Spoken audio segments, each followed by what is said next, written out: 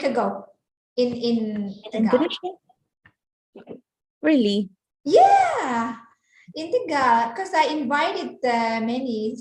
Of course, someday I will invite you in Tegal. Yeah, I thank you. invited the 3 continents to visit in the offline. Okay. Like in the future. Yes, of course, because we have so many future collaborations. Yes. Then, and I think pandemic is better now. What about in Philippines? Can I visit Philippines offline or what? You can At this visit time. Philippines now. Yeah. Yeah. Okay. Actually, we will be receiving a visitor from ITS. Oh, ITS. When? One of their staff will come to the university on August 8th. They said they will have a meeting with our engineering department. So I was notified by YU, if you know YU, from the International Office of ITS. So he told me that someone's coming from ITS. How many staffs will visit? There's only one. There's only one person. Oh, I see. Okay. Okay. So the agenda is only having a meeting for future collaborations or what? Yeah, for furthering our collaborations. Engineering. Yes, engineering and information technology. Hopefully we will do the same. Let's see, because I think this year our engineering faculty will receive grants from the government. So I will tell them to visit Tarlac, since we have been cooperating, and also Malaya University. I think two countries that are close to Indonesia will be possible. So no quarantine at all in your country? No quarantine? No more quarantine as long as you are vaccinated with one Yeah, dose. of course. We were vaccinated 3 times. Yeah. Okay. I see. So it is back to normal. Everything is back to normal now. Okay. Let me ask the committee. Panitia, halo. Kapan kita mulai ya? Sudah jam 8, lebih 3 menit. Let me ask the committee. Thank you for being here on time, Dr. Christine. Hello, Miss Christine Barrer. Hello, Mom. Yeah, I'm the chair of the committee, Norris, and we are about to begin. Let me check the Mbak Nana, Bu Yoga. Oh, okay. Let me check Mbak Nana. Okay, please.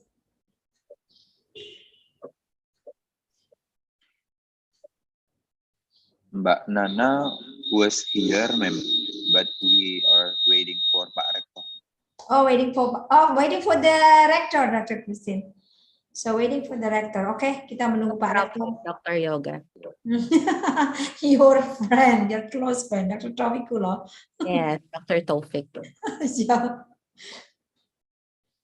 Let me check. So you will be the first speaker. I will be the first speaker? Yes. I thought. Have you sent me the PPT or PowerPoint?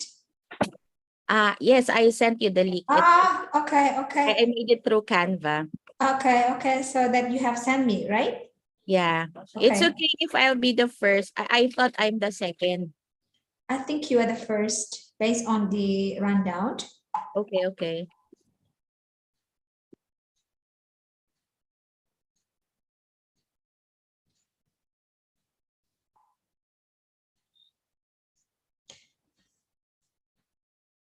So, Dr. Christine, if I'm not mistaken, you are offering also the credit transfer program for this semester. Again, yeah, but I must offer the credit transfer program. Yeah, but I was asking Miss Marjorie to send me the subjects that you offer. She's going to send it today. Okay. Great then. Okay. She's having her overtime, so she can finish summarizing the subjects, because for this semester we'll be doing the still the blended format, but other subjects will be offered on site in the campus, while other subjects will be offered online. So It's just outside of the campus, so it should no, be. no. I mean, some subjects will be offered face to face. They will come to the university. Well, Mhm. some of the subjects will still be offered online or virtual. So I asked her to segregate which subjects will be offered virtually, so your students can choose from among these subjects. Okay, I will check for the documents sent by her.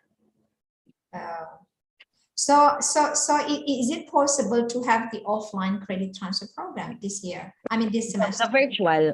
You mean the on-site or when they come to the university? Your university. No, we still don't accept students from other countries to the university this time because we might still be having concerns with the immigration. So Okay.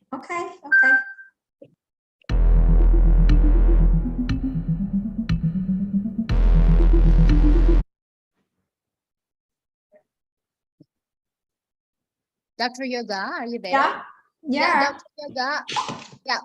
We were calling Dr. Tawfiq, our rector, and he said we are about to begin at 8:30. Is it okay? 8:30. Oh my God. Yeah, he's on the way. He's on the way. Don't worry. 8:30. 8:30. Dr. Christine, we do apologize. We still have 30 minutes because you're waiting for Dr. Tawfiq Kulois. You may off the camera and I will text you in yes, no problem. I will stay here. No problem. Okay. Thank you very much. We do apologize for that. Thank you so much. Yeah. Susan, can you play the video of our English department?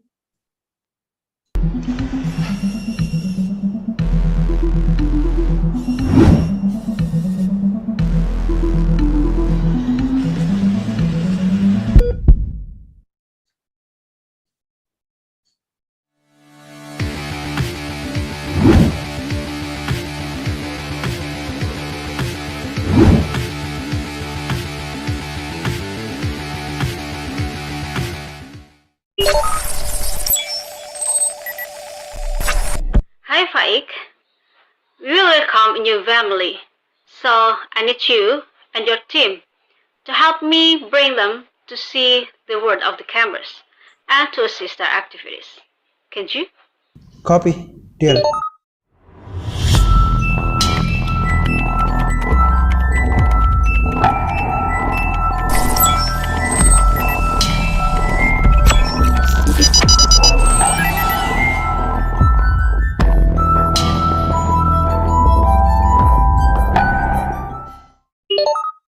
Secretary, treasurer, it's time.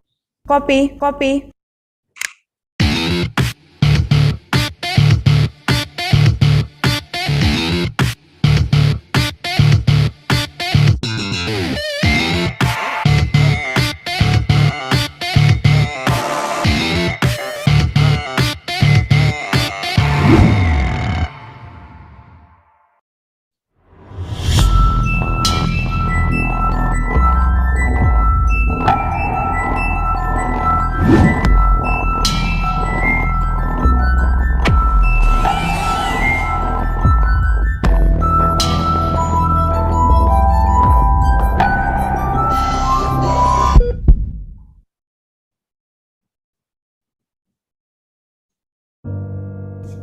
Have you organized the team? Done. Okay. You bring the puzzle? Here. Good. Yeah. Share them.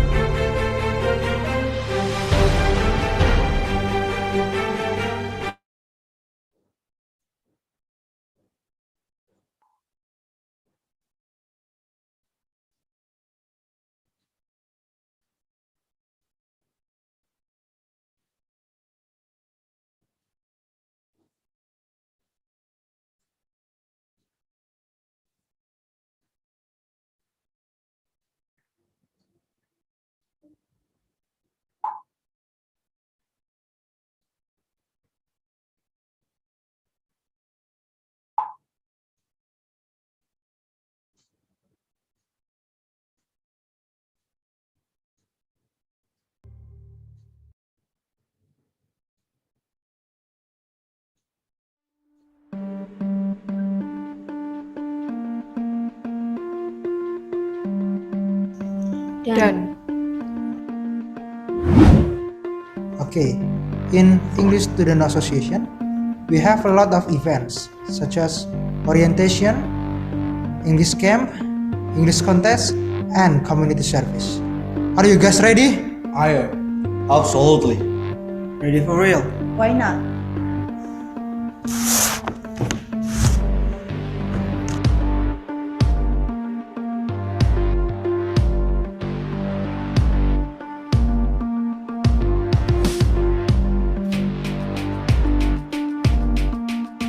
Give me the puzzle.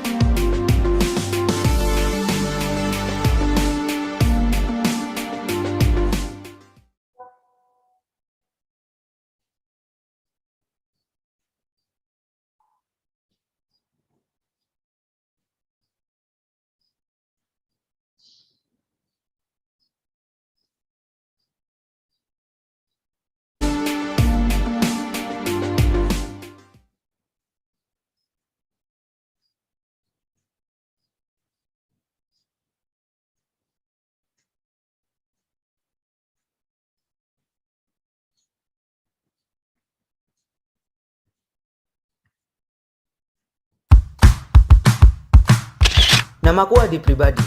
Aku asli Bandung, tapi sekarang udah di Tegal karena ikut papa yang pindah tugas kerja ke Tegal.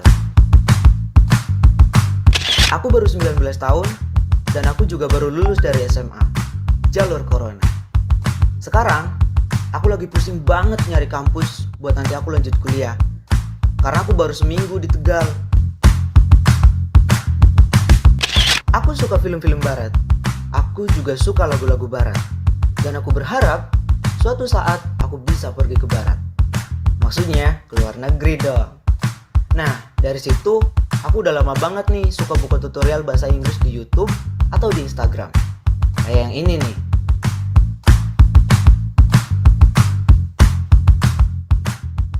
Oke, tahu nggak sih ternyata bahasa Inggris itu bisa memperkaya kita. Kalau diubah jadi bahasa Inggris tuh bisa jadi Javanese with Kinesals, dan juga ada lagi juga mungkin kentang kali ya, sama French fries gitu ya. Tapi kalau dari situ doang, kayaknya skill bahasa Inggrisnya aku nggak bakal berkembang deh. Jadi aku putusin buat kuliah di jurusan bahasa Inggris. Aku izin mama dulu. Ma, aku mau daftar kuliah ya. Di Jogja tapi gak apa-apa. Gak usah jauh-jauh. Itu mama aku. Rewel banget orangnya. Tapi bener juga sih yang mama bilang. Yang penting kan jurusannya bahasa Inggris. Ya lah timbang Jogja doang. Emang ada yang deket? Ada, kuliah ya di Tegal aja. Tapi kan jurusannya ada nggak di Tegal? Emang mau ambil apa sih? Bahasa Inggris? Ada lah, coba aja browsing. UPS Tegal. UPS Tegal. Aku nggak tahu itu di mana. Aku juga nggak tahu itu kayak apa. Cuma biasanya orang tua nggak pernah salah sih kalau ngasih saran. Oh ini pendidikan. Emang nggak apa-apa masuk pendidikan? Ya nggak apa-apa. Jurusan yang aku pengen ada di Fakultas Pendidikan. Dan setelah aku cari-cari, ternyata prospeknya luas banget. Jadi, bahasa Inggris, I'm coming. Oh iya, ijazahnya di mana, Mah? Itu di atas lemari. Masa di atas lemari sih, Mah? Di bawah mungkin. Dicari dulu, terus daftar sana buruan. Ini yang merah kan? Iya. Ntar minta ongkos dulu. Motor dibawa ya kerja. Jadi, aku minta ongkos buat naik angkutan umum ke sana. Ya udah aku daftar ya, Mah. Ya, hati-hati. Ini nanti komputer matiin.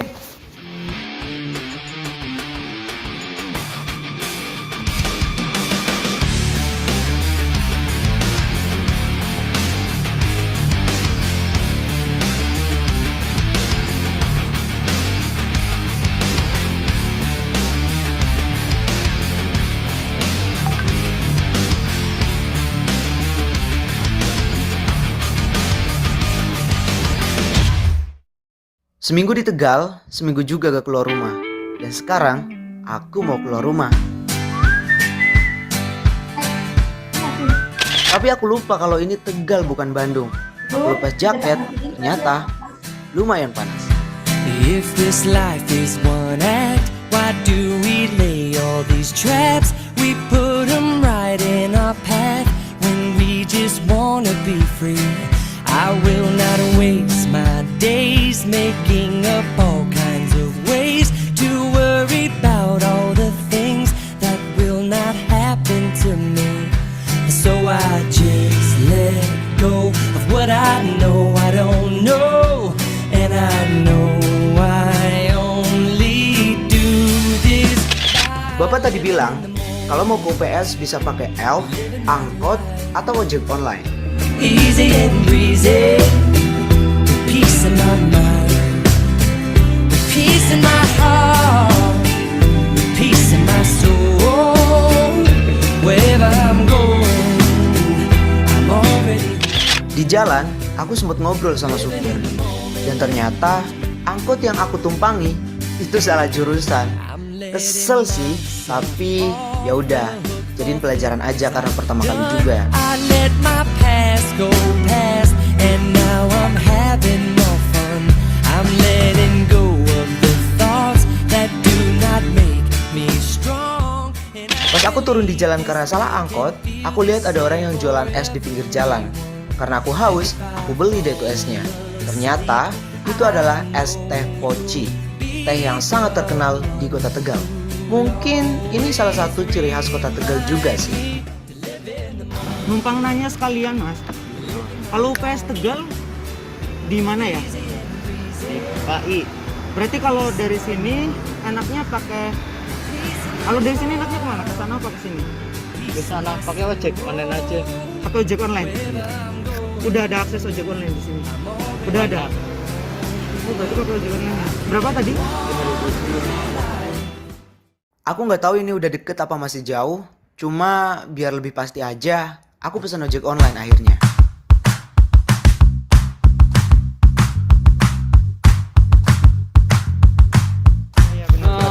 UPS ya mas?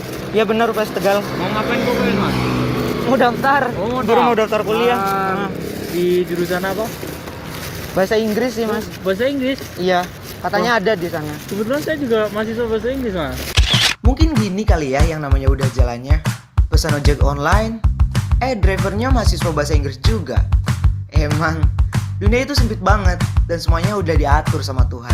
Mahasiswa? Mahasiswa saya. Walah. Iya. Berarti sambil kerja ini, gojek, sampingan. Iya, freelance, sampingan gitu. Sambil ngojek ya. Ya udah yuk tak anterin Ya, oke. muter kota Tegal sebelum ke UPS. Ini muter dulu. Muter dulu, kita jalan-jalan dulu biar tahu kota Tegal, biar nanti pas kuliah main-mainnya enak. Waduh. Udah lama mas? Saya udah 2 semester, jadi 2 semester? Iya udah. Sekarang udah semester berapa? Sekarang udah semester 6. Semester 6? Iya. Oh iya. Berarti muter-muter dulu nih? Muter dulu. Iya deh. Tenang aja.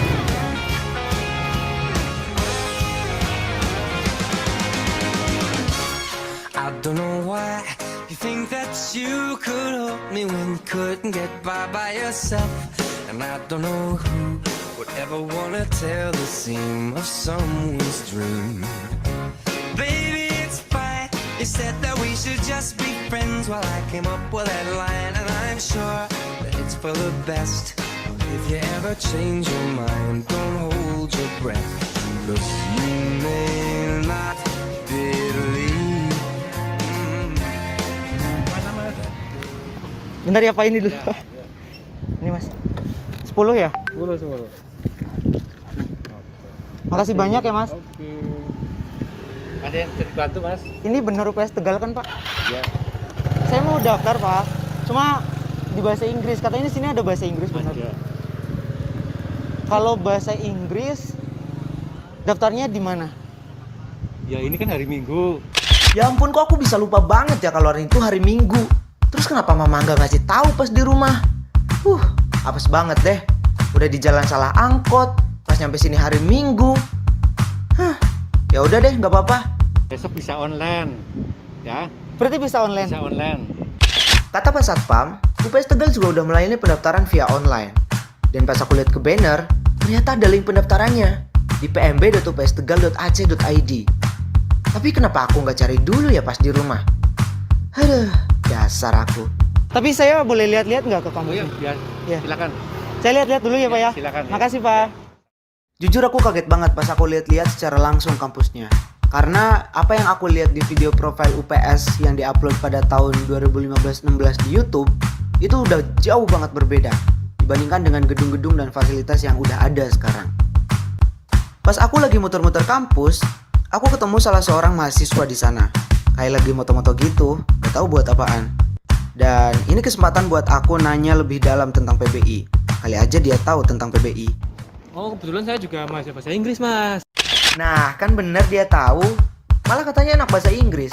Jadi ini kesempatan buat aku nanya-nanya. Kalau enggak, kayak media PBI itu ada nggak sih biar saya itu jauh lebih tahu gitu PBI kayak gimana? Oh, ada banyak. Salah satunya Instagram. Oh, di Instagram ada akun? Ada. Nama akunnya apa? PBI UPS_official. Oke, sekarang aku udah tahu tempatnya. Udah tahu jalannya, udah tahu kotanya, udah tahu beberapa mahasiswanya, dan kayaknya aku lihat di Instagram aja deh nanti kegiatannya. Tapi kalau dipikir-pikir, hari ini tuh unik banget ya. Apes ini lupa hari Minggu, tapi ada untungnya. 2 kali berturut-turut ketemu mahasiswa PBI yang jurusannya sedang aku cari-cari. Emang ya Tuhan itu adil banget. Mungkin ini udah jalannya kali ya.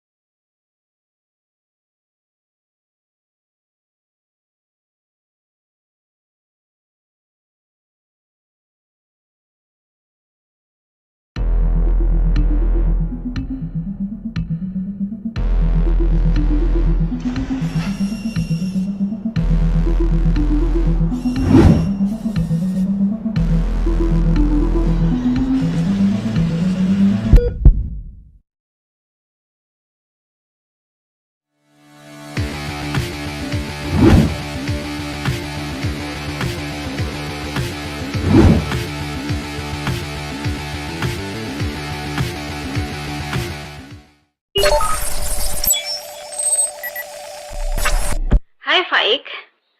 We will welcome a new family. So I need you and your team to help me bring them to see the world of the cameras and to assist our activities. Can you? Copy. Deal.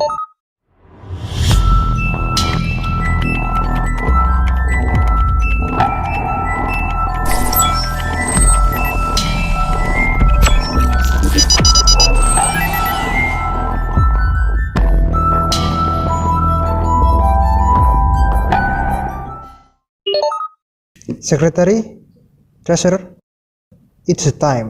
Copy.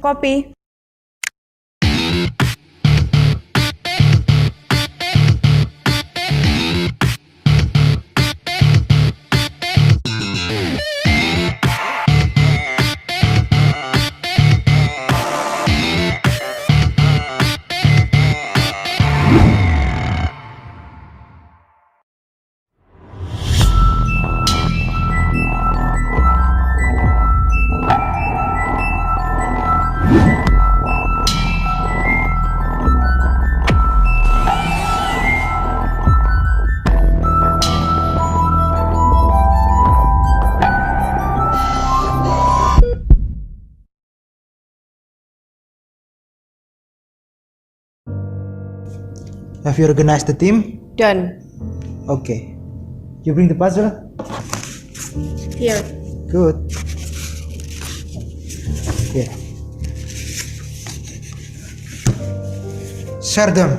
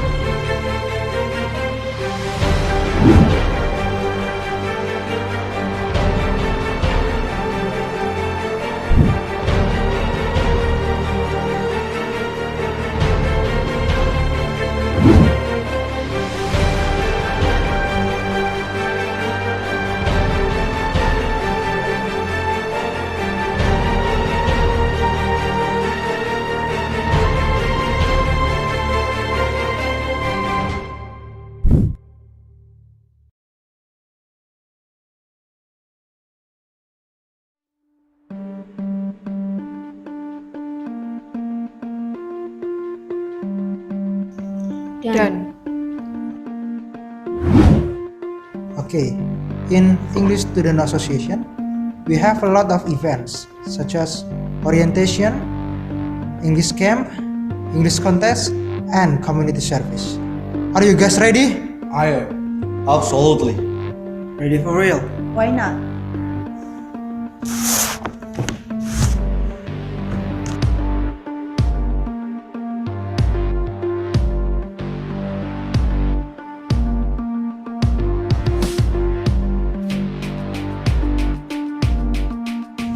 Give me the puzzle.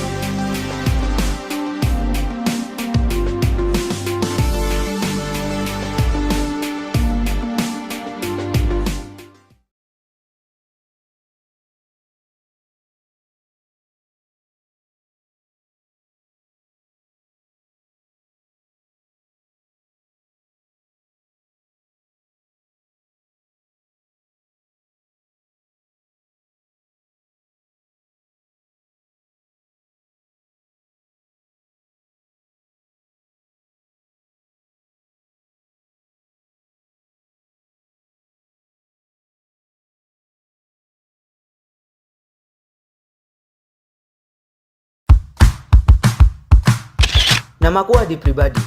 Aku asli Bandung, tapi sekarang udah di Tegal karena ikut papa yang pindah tugas kerja ke Tegal. Aku baru 19 tahun dan aku juga baru lulus dari SMA, jalur corona. Sekarang, aku lagi pusing banget nyari kampus buat nanti aku lanjut kuliah karena aku baru seminggu di Tegal. Aku suka film-film barat. Aku juga suka lagu-lagu barat. Dan aku berharap suatu saat aku bisa pergi ke barat. Maksudnya ke luar negeri dong. Nah, dari situ aku udah lama banget nih suka buka tutorial bahasa Inggris di YouTube atau di Instagram. Kayak yang ini nih.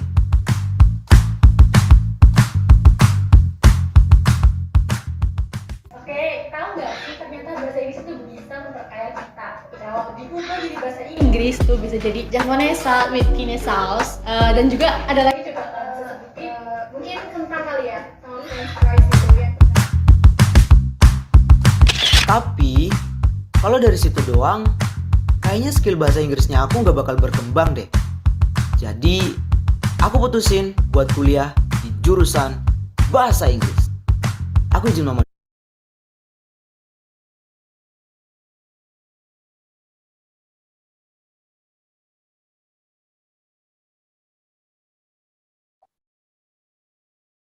Hello, Bu Yoga.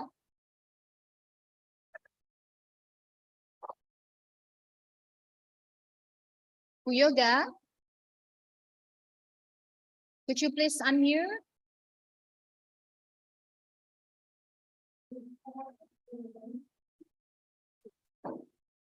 No, we cannot hear your voice, Dr. Yoga. Unmute, please. Unmute, please. Oh, yeah. Yeah, because of the operator, unmute me. Unmute me. Okay. Thank you. Okay, so can we start right now? Yes, please. Yeah, okay. Bismillahirrahmanirrahim. Assalamualaikum warahmatullahi wabarakatuh. The Honorable Rector of Universitas Pancasakti Tegal, Dr. Taufikullah M. Hum, the Honorable, our colleague, Head of Office of Cooperation and International Affairs, Dr. Yoga Prihatin, distinguished speakers for today's event, Dr. Christina Belferrer for Tarlac Agricultural University, Philippines, Mr. Nayef Zoma, PhD from Karabük University, Turkey, also Professor Elsin Gasinov from Moscow City, Samara University. Ladies and gentlemen, and all the participants of Piselt 2022, Good morning and welcome to Universitas Pancasakti Tegal. It is such an honor to welcome you here in this event. I am Ida Rosdiana and I am your host for today's event. Ladies and gentlemen, this event will be divided into several segments. The first is the opening. The second is singing national anthems. Third is opening prayer, followed by short remark. And then next is welcoming remark. Fifth is plenary session, followed by parallel session. And the last is closing. Well, ladies and gentlemen, now let us commence this event by saying Basmalah. Bismillah. Ladies and gentlemen, please raise for singing national anthem of Indonesia Raya, national anthem of Philippines, national anthem of Turkey, and national anthem of Russia. Bapak Ibu, silakan berdiri.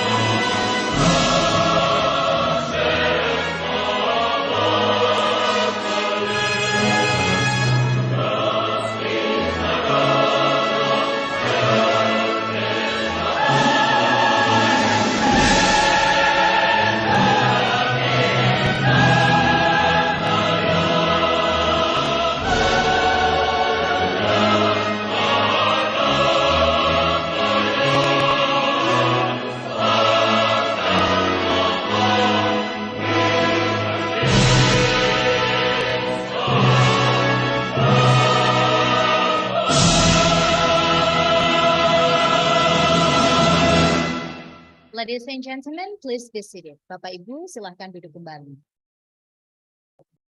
The next agenda is the opening prayer and it will be delivered by Mr. Fitrianto. Mr. Fitrianto, please do.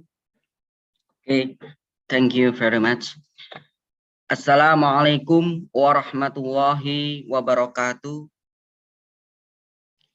Ladies and gentlemen, let us pray together in this our international conference. A'udzu billahi minasyaitonir rajim. Bismillahirrahmanirrahim. Alhamdulillahi rabbil alamin, hamdan syakirin, hamdan na'imin, hamdan yuafi ni'mah wa yukafi'u mazidah. Ya Rabbana lakal hamdu kama yanbaghi li jalali wajhikal wa 'azimi sultanik. Allahumma sholli ala sayyidina Muhammad wa ala ahli sayyidina Muhammad. Wassalatu wassalamu ala asrofil anbiya'i wal mursalin wa ala alihi wa ashabihi ajma'in. Rabbana zolamna anfusana wa ilham taghfir lana wa tarhamna lana kununana minal khasirin.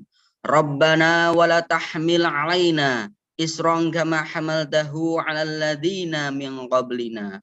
Rabbana firlana wali walidaina minal muslimina wal muslimat wal mu'minina wal mu'minat innaka ala kulli syai'in qadir. Rabbana taqabbal minna innaka antas sami'ul alim wa tubna alaina innaka antat tawwabur rahim. Allahumma inna nas'aluka salamatan fid din wa afiyatan fil jasadi wa ziyadatan fil ilmi wa barakatan fil rizki wa taubatan qoblal maut wa rahmatan indal maut wa maghfiratan ba'dal maut. Rabbighfirli wali walidayya warhamhuma kama rabbayani saghira. Rabbighfirli wali walidayya warhamhuma kama rabbayani saghira. Rabbana atina fid dunya hasanah wa fil akhirati hasanah wa qina adzabannar. Wa sallallahu ala Muhammadin wa ala alihi wa ashabihi ajma'in. Subhana rabbika rabbil izzati amma yasifun wa salamun alal mursalin walhamdulillahi rabbil alamin. Assalamualaikum warahmatullahi wabarakatuh. Waalaikumsalam warahmatullahi wabarakatuh. Well, ladies and gentlemen, now I'd like to call upon the committee chairman of Piselt 2022 to give her speech. Ms. Nuris Meristiani, please take it away. Thank you very much. Is my voice clear enough? Yeah, sure. Go ahead. Okay. Assalamualaikum warahmatullahi wabarakatuh.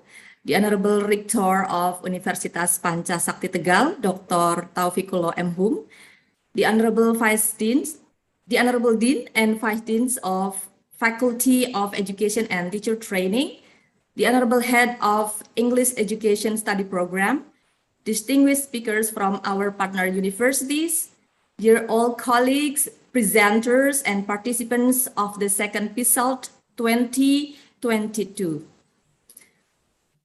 Alhamdulillah, we praise Allah the Almighty for the opportunity given to all of us to attend this online international event. On behalf of the organizing committee, I would like to welcome all of you to Tegal, Central Java, Indonesia, for the second Pancasakti International Seminar on English Language Teaching 2022.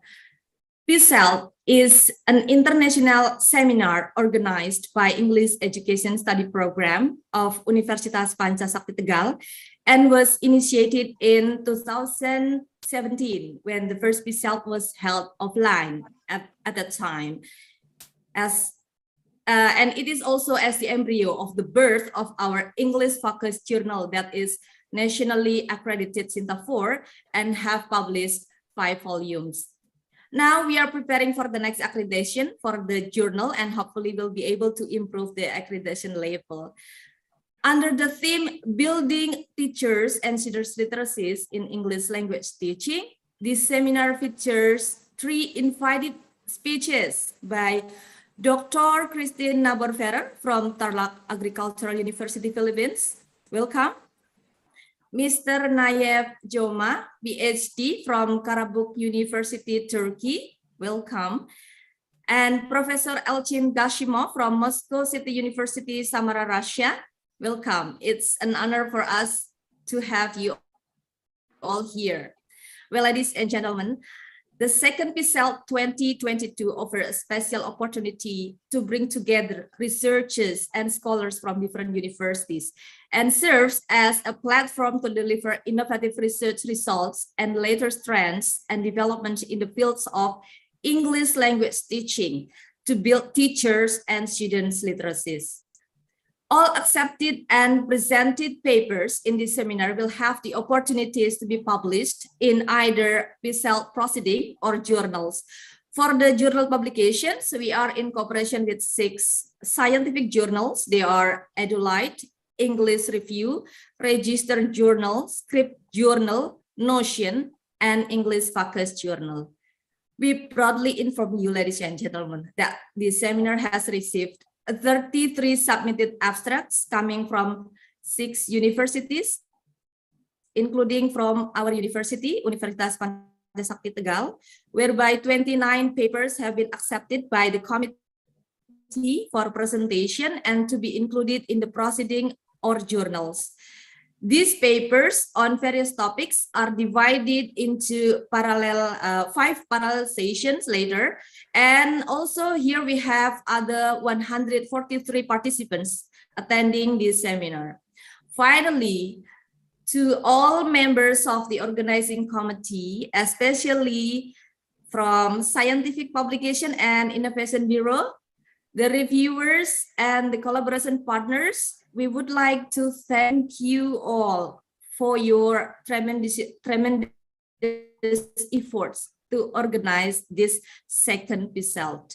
We look forward to having a successful seminar, and we hope that all the attendees enjoy and benefit from this event. And good luck for all the presenters, especially for our beloved students. Thank you very much. Wassalamualaikum warahmatullahi wabarakatuh.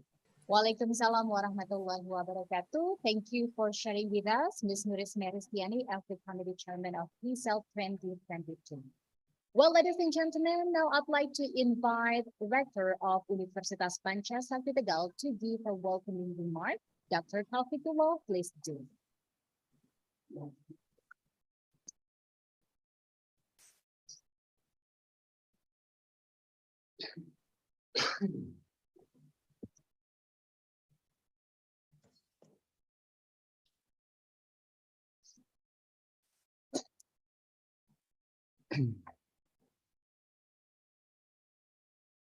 Assalamualaikum warahmatullahi wabarakatuh.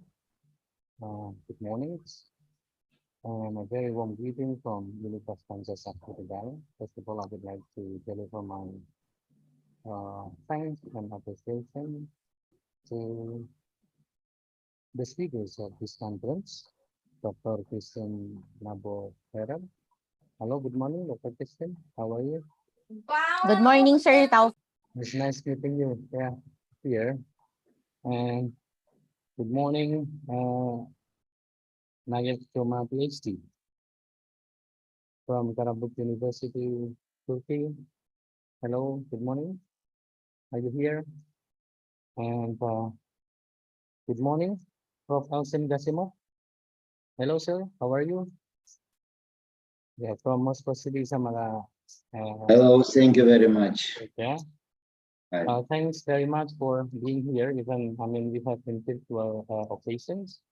And I also thanks to the presenters sending papers to participate in this conference, and also the teachers and participants of Piselt 2022.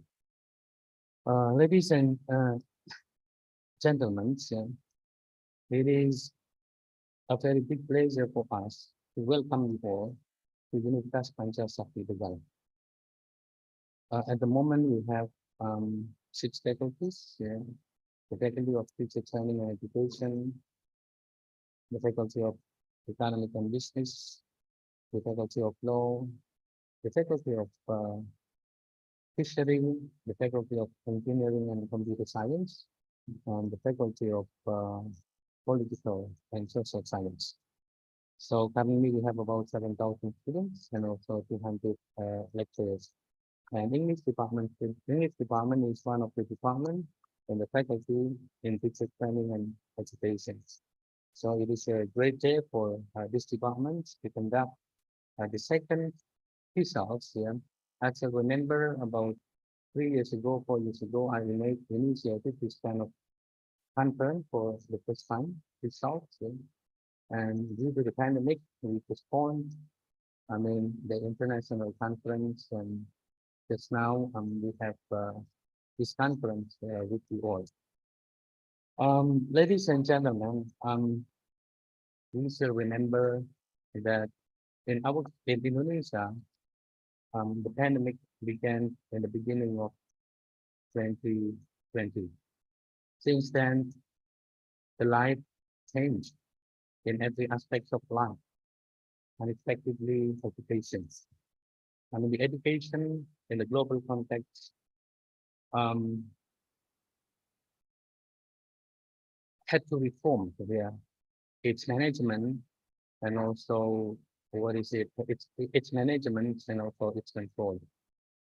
And since then, we were living in not normal life there because teachers had to learn a lot about digital literacy.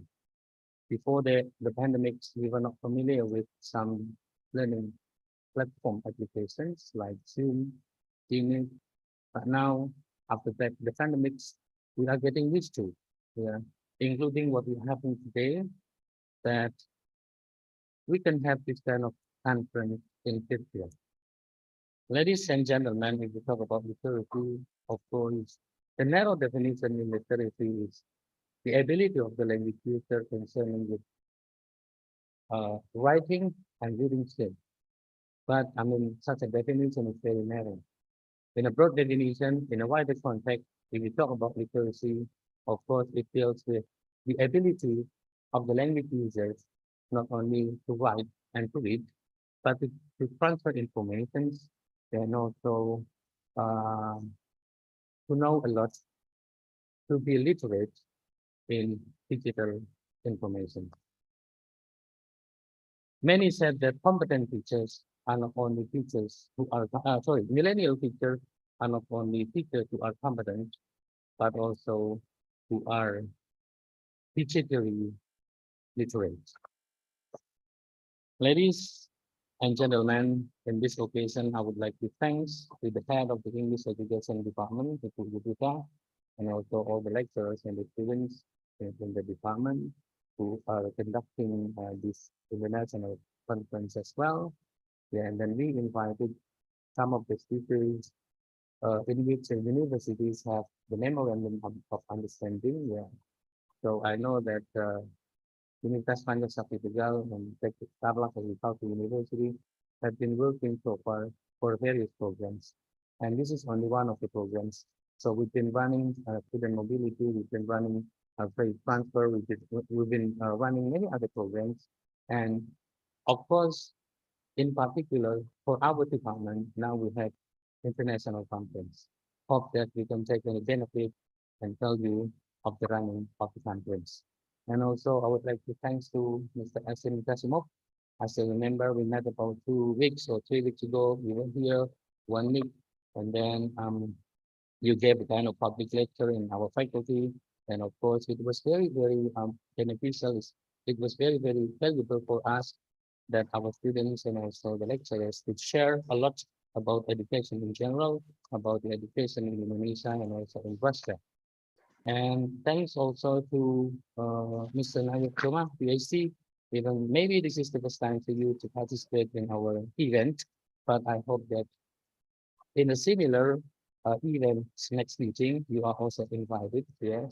And I hope that you also invite us here, the lecturers here of the English department to join any seminar or even any academic activities at your university.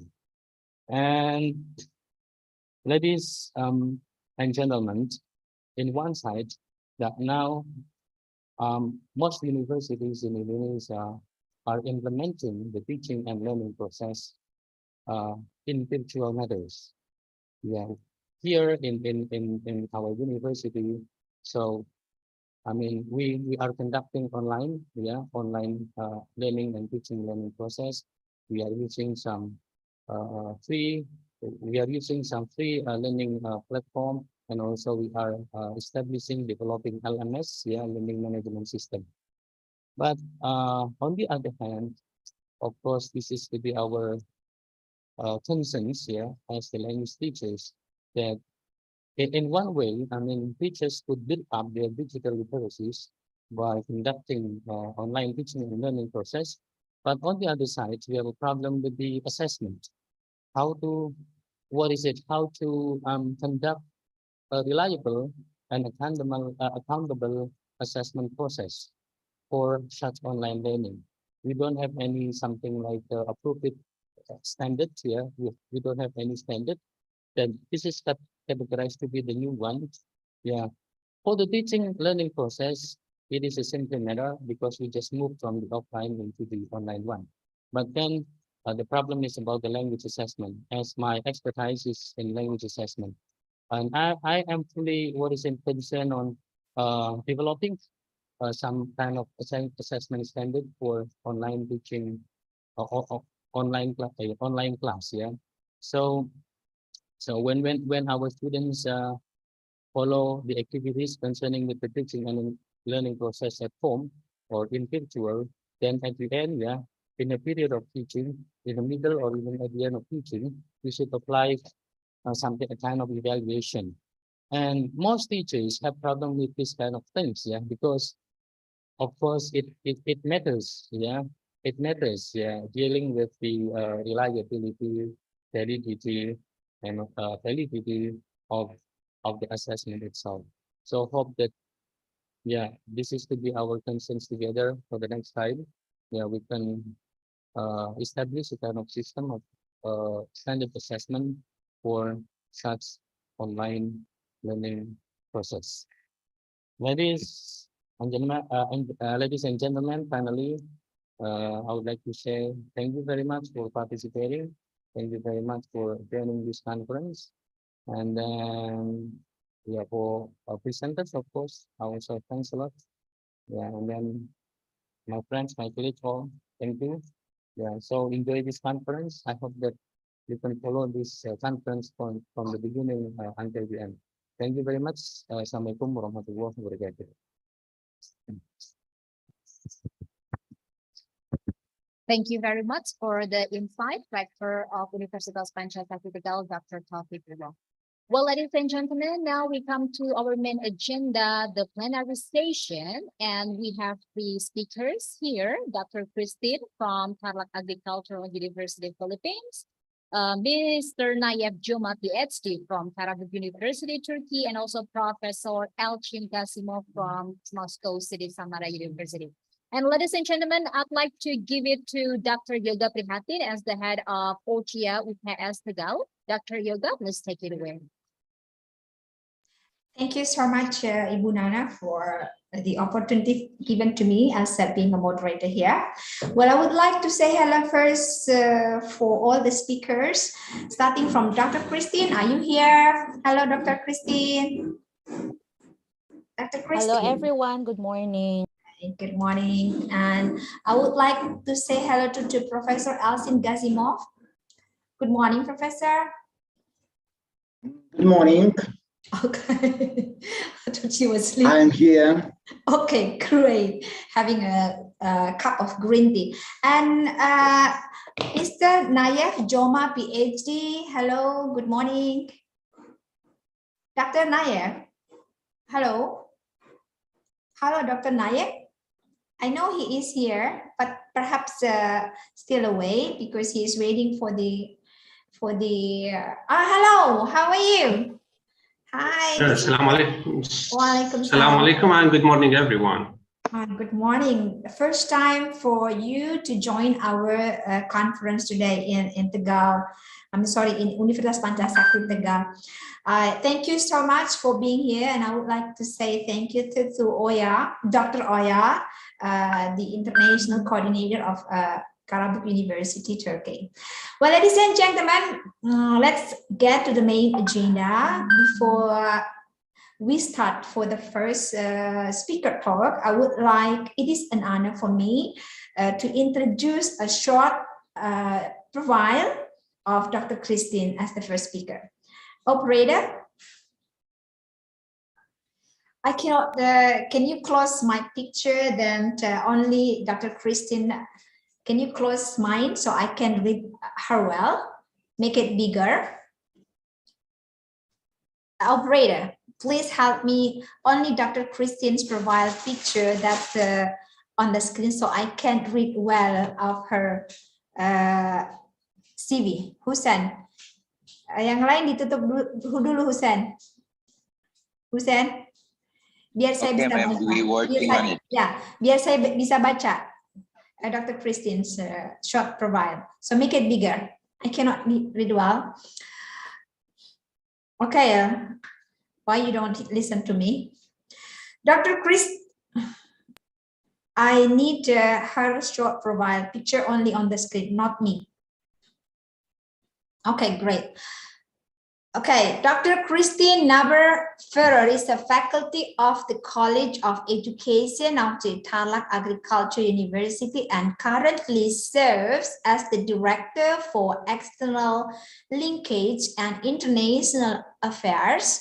She finished her doctoral of education major in educational management, the Pangasinan State University in 2009 and earned a special program certificate on communication series. Program 2010 at the Ateneo de Manila Graduate School of Business ASEAN Leaders Program 2016 in Singapore and New York from Common Purpose and ASEAN Foundations and Internationalizations, sorry for my pronunciations, of Higher Education 2017 in Canada from the Canadian Bureau of International Education and the Commissions of Higher Education. As an internationalizations advocate, Dr. Ferrer is also engaged in mentoring other higher education institutions in the country in capacitating their international relations office on the development of their strategic internationalization program, implementations of partnerships and mobility activities for institutional development and integrations of the global goals in university academic, research and community engagement initiatives.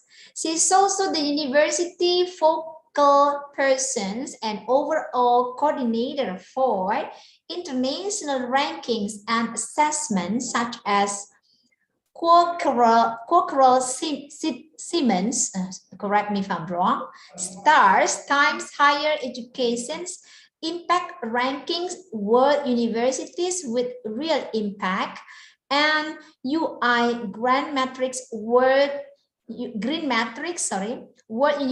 Rankings, among others. Her professional engagement has also widened internationally as she has also been invited as keynote speakers or resource persons on leadership development, partnership advancements, and internationalizations experience in various countries from 2017 to 2019. As the educational landscape has also reshaped its platform, her engagement with Tarlac Agricultural University partner institutions as panelists, lecturers, or presenters on academic discussions related to internationalization, sustainable development goals, and reimagining higher education in the new normal continues through virtual modalities since 2020. Ladies and gentlemen, that's all for her short, Dr. Christine short provide picture. Now, allow me to invite the honorable speaker, our guest speaker today, Dr. Christine Ferrer. She's the director of External Linkage and International Affairs, Tarlac Agricultural University. Dr. Christine, please do. Thank you, Dr. Yoga, my very good Indonesian friend, and of course to the rector, Rector Taufik Gulo, who I have met in the Philippines. Also, my friend Dr. Elchin, my Russian friend. We have met twice already in Taiwan. And to the other keynote speakers for today's event and the presenters, to the participants, good morning.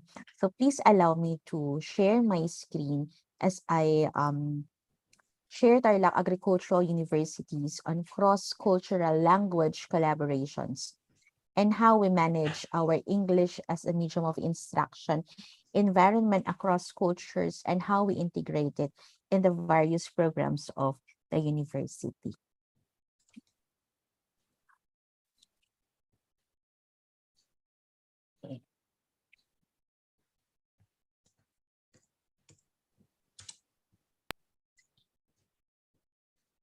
Okay, so the Tarlac Agricultural University has embraced internationalization through mobility and immersion. Since the inception of our office, the Office of External Linkages and International Affairs 12 years ago, we have worked on cross-border mobility, both inbound and outbound, to promote the Philippine languages and culture, to foster intercultural understanding between the Filipinos and in our international partners, especially in the ASEAN region. Our understanding of our society ultimately affects our communication style as we respond and adapt to every stimulus as culture influences even our subconscious state. Cross-cultural communication has also been influenced by a variety of academic disciplines. This is necessary to avoid misunderstandings that can lead to conflicts between individuals or groups. Cross-cultural communication creates a feeling of trust and enables cooperation. However, the focus is on eliciting the right response rather than providing the right message. This is especially true in the classroom setting as well. Right now, our classroom is the global platform of interconnected computers. Our audiences are no longer confined to the four walls of a traditional classroom. Now, we have virtual spaces with attached physical dimensions, both of which we do not have actual control over. Thus, it is a must that we pay attention to the factors which have direct effects on how we communicate our ideas. Communication has always been the fulcrum of scholarship. Such is critical in ensuring that learning happens in the learning environment. Instead of telling you how to actually make a culture-sensitive video, I'm going to show you how we integrated the concepts compelled by the I'm going to show you now how we integrated the concepts in creating one by showing you the actual outputs. How we reduce the barriers to cross-cultural communication. For context, please allow me to present some of our programs along this area. Commitment to create societal transformation. DAU engages in innumerable programs anticipated to effect change and stay relevant. It continuously strives to remain enthusiastic in seeking all potential tie-ups in order to pull off its mission of bringing out social transformation and sustainable development towards establishing internationalization engagement and global impact. DAU has started to create pathways of meaningful and functional partnerships and consider networking and collaboration as one strong resolve to develop institutional scaffolding and mutual cooperation with local and international partners, thereby integrating international, intercultural, or global dimensions into the purpose, functions, or delivery of our services to the society. In 2018, the AU has crafted a strategic internationalization plan duly approved by the Board of Regents. The University SIP advances three dimensions, which endeavor to capitalize 1. Internationalization engagement to enhance TAU's international reputation and visibility. 2. Learning and discovery by building exceptional cross-border mobility opportunities, faculty, staff, and students. And 3. Innovation, collaboration, and resource generation to strengthen institutional development and maximize investment on universities' internationalization initiatives. Mabuhay. We delighted to have sustainable collaboration to develop our educational programs. We really appreciate and looking forward to strengthen collaboration between College of Vocational Studies, IPB University, and Tarlac Agricultural University. Actually, we have established our cooperation since 2018, and from TAU as well, we learn about how to manage SDGs program, so we can integrate it as well in our virtual program. The contribution of TAU student is give us impact, especially in order to give a lot of contribution and a lot of color for in our program. And I need to mention that the TAU students is always very active during our program.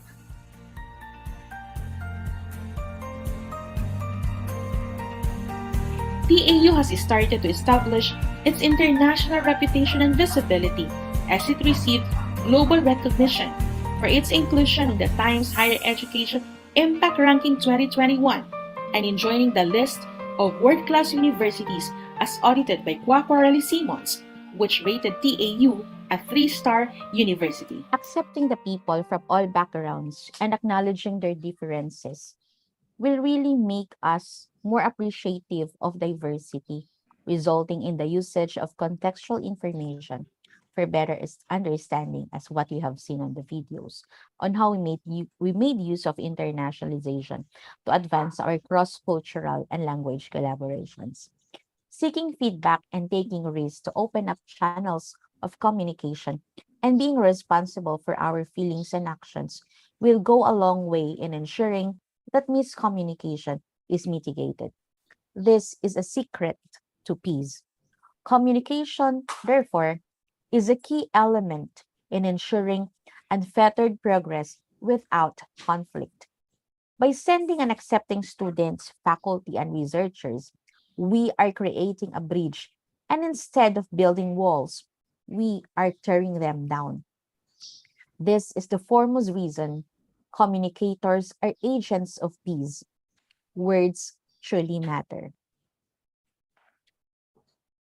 In celebration of 54 years of existence of the Association of Southeast Asian Nations last year, Tarlac Agricultural University, and 19 higher education institutions in the ASEAN bloc hosted the Internationalization and ASEAN Festival, which featured competitions and webinars focusing on the region's culture, arts, and contemporary issues.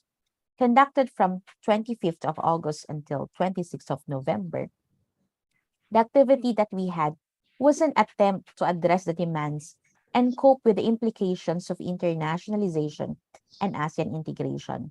It was also part of an educational tourism program, a commission on higher education funded project.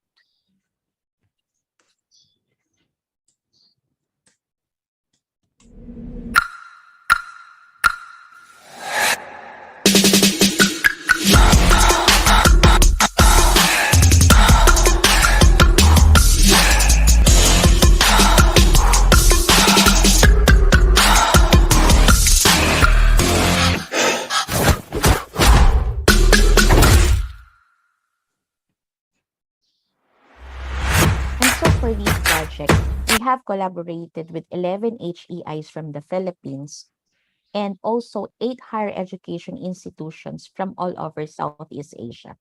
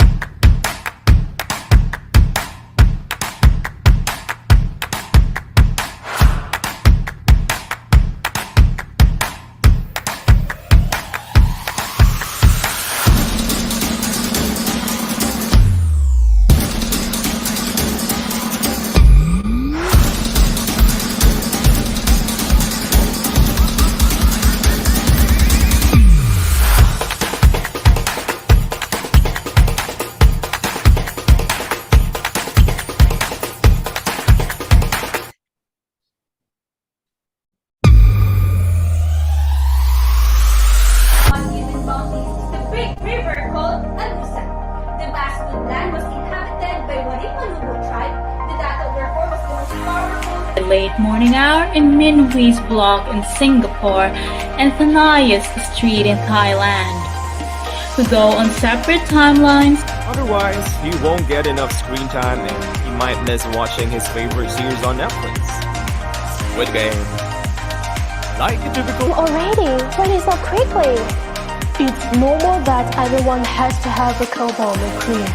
Well, Those are just some of the samples of incorporating culture into the learning and sharing of language among nations in the ASEAN region. Aside from the interinstitutional contest, several higher education institutions that are part of our collaborating team also hosted online conferences on the opportunities and challenges in the growing ASEAN region.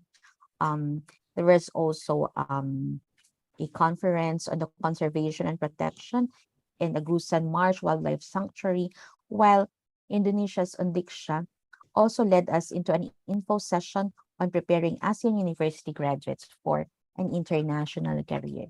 So, part of our culture and language integration is the creation of multimedia materials to communicate what we want to say, our feelings, and of course, our culture.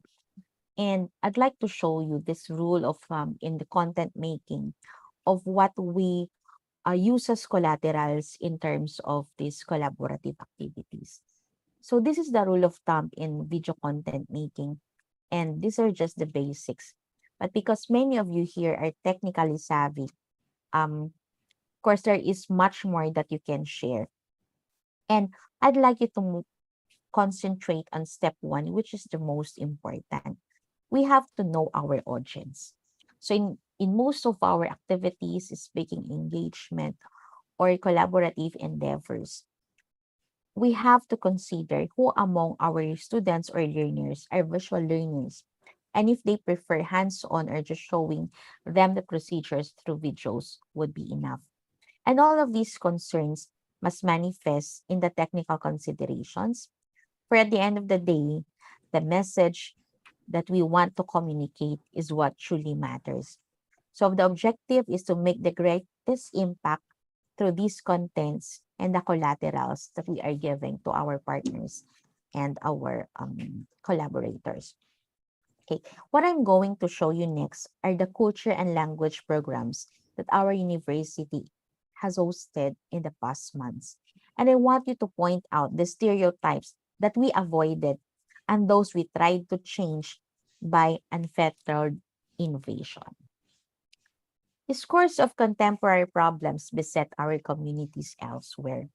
These common concerns demand extensive cooperation among local and international partners. Through interinstitutional dialogues, skill sharing, goal alignment, and strategic engagement are achieved. Parties aboard can also work off each other's expertise to find a suitable or win-win solution.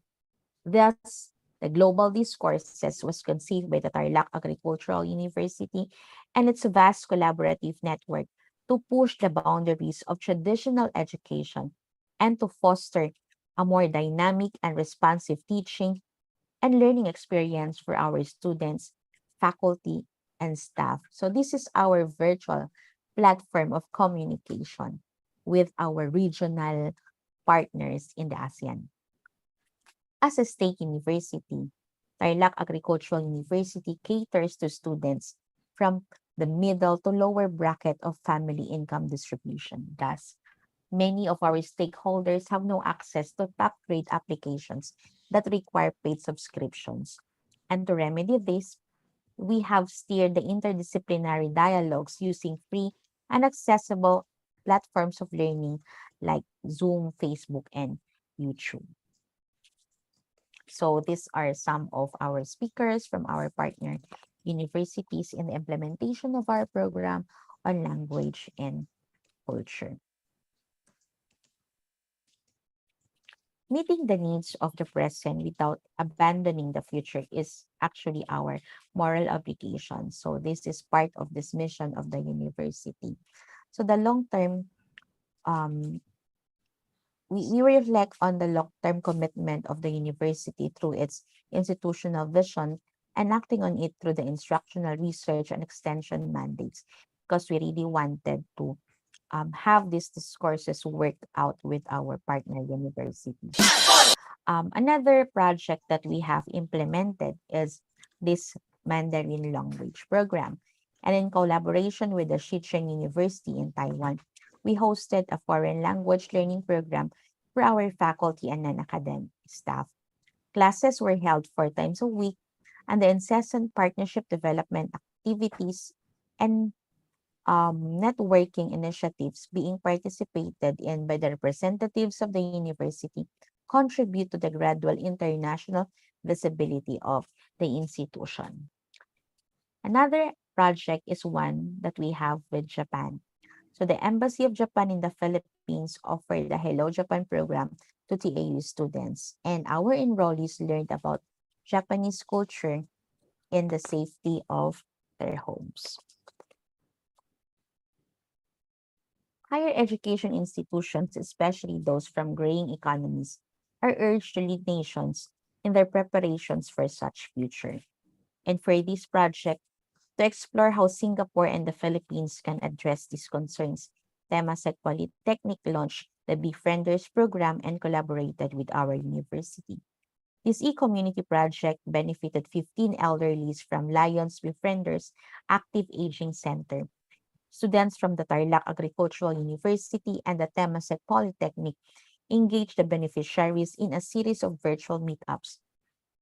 TAU's global ambassadors interacted with them by conducting discussions on aging-related concerns, sustainable development, Filipino culture and geography, and prospects in Filipino-Singaporean relations. Experience Thai culture and get a touch of the Thai Songkran from your home by being part of Songkran Splash Virtual Festival. This is something that we have implemented with Sri Pratum University International College in Thailand. Another project that we have is this Learning Indonesian Language and Culture, which is a special program for non-Indonesian citizens. The Ethnic Culture Acculturation program is also another project that we had with Universitas Diponegoro in Indonesia along culture and language platform. Universitas Negeri Surabaya also offered our students to learn Bahasa Indonesia and Indonesian culture for a semester. And aside from this, UNESA also offered scholarships provide vast opportunities for TAU students to study in their university, which covers free tuition fee, dormitory, language programs for highly motivated international students. We actually have a lot of programs with Indonesian universities like yours. So another one that we have is this Fun Bahasa Indonesia cultural course, which is offered for the public to learn Bahasa Indonesia and Indonesian culture through an online platform for non-Indonesian nationalities around the world. Another one is with this Universitas Sebelas Maret in Surakarta, which hosted our students for the High Java Cultural Course 2020. We also have this 9-day mobility program, which is composed of sessions devoted to asynchronous classes and e-consultations. Also, our interns have presented their inputs before a panel of experts on the last day. So Tarlac Agricultural University was joined in the Passage to ASEAN 2022 by other Philippine and ASEAN universities, and the virtual lecture and workshops involved scholars from Malaysia, Vietnam, and Indonesia. We also have this GSBT, which is an integral part of the Global Studies program, which focus on specific destinations in the ASEAN, China, and India, which help at helping the Temasek Polytechnic students to discover the culture, the people, and the opportunities in the region. The specific destinations for 2022 are in India, the Philippines, and in Vietnam. And that event was attended by 80 of our TAU students. You may wonder what these programs have anything to do with English. At our university, we have tirelessly improved our students' English skills through multimedia development and usage, and it's also a fun way of learning English by integrating other foreign languages. The next one is a platform for further language development that we introduce in partnership with the Commission on Higher Education.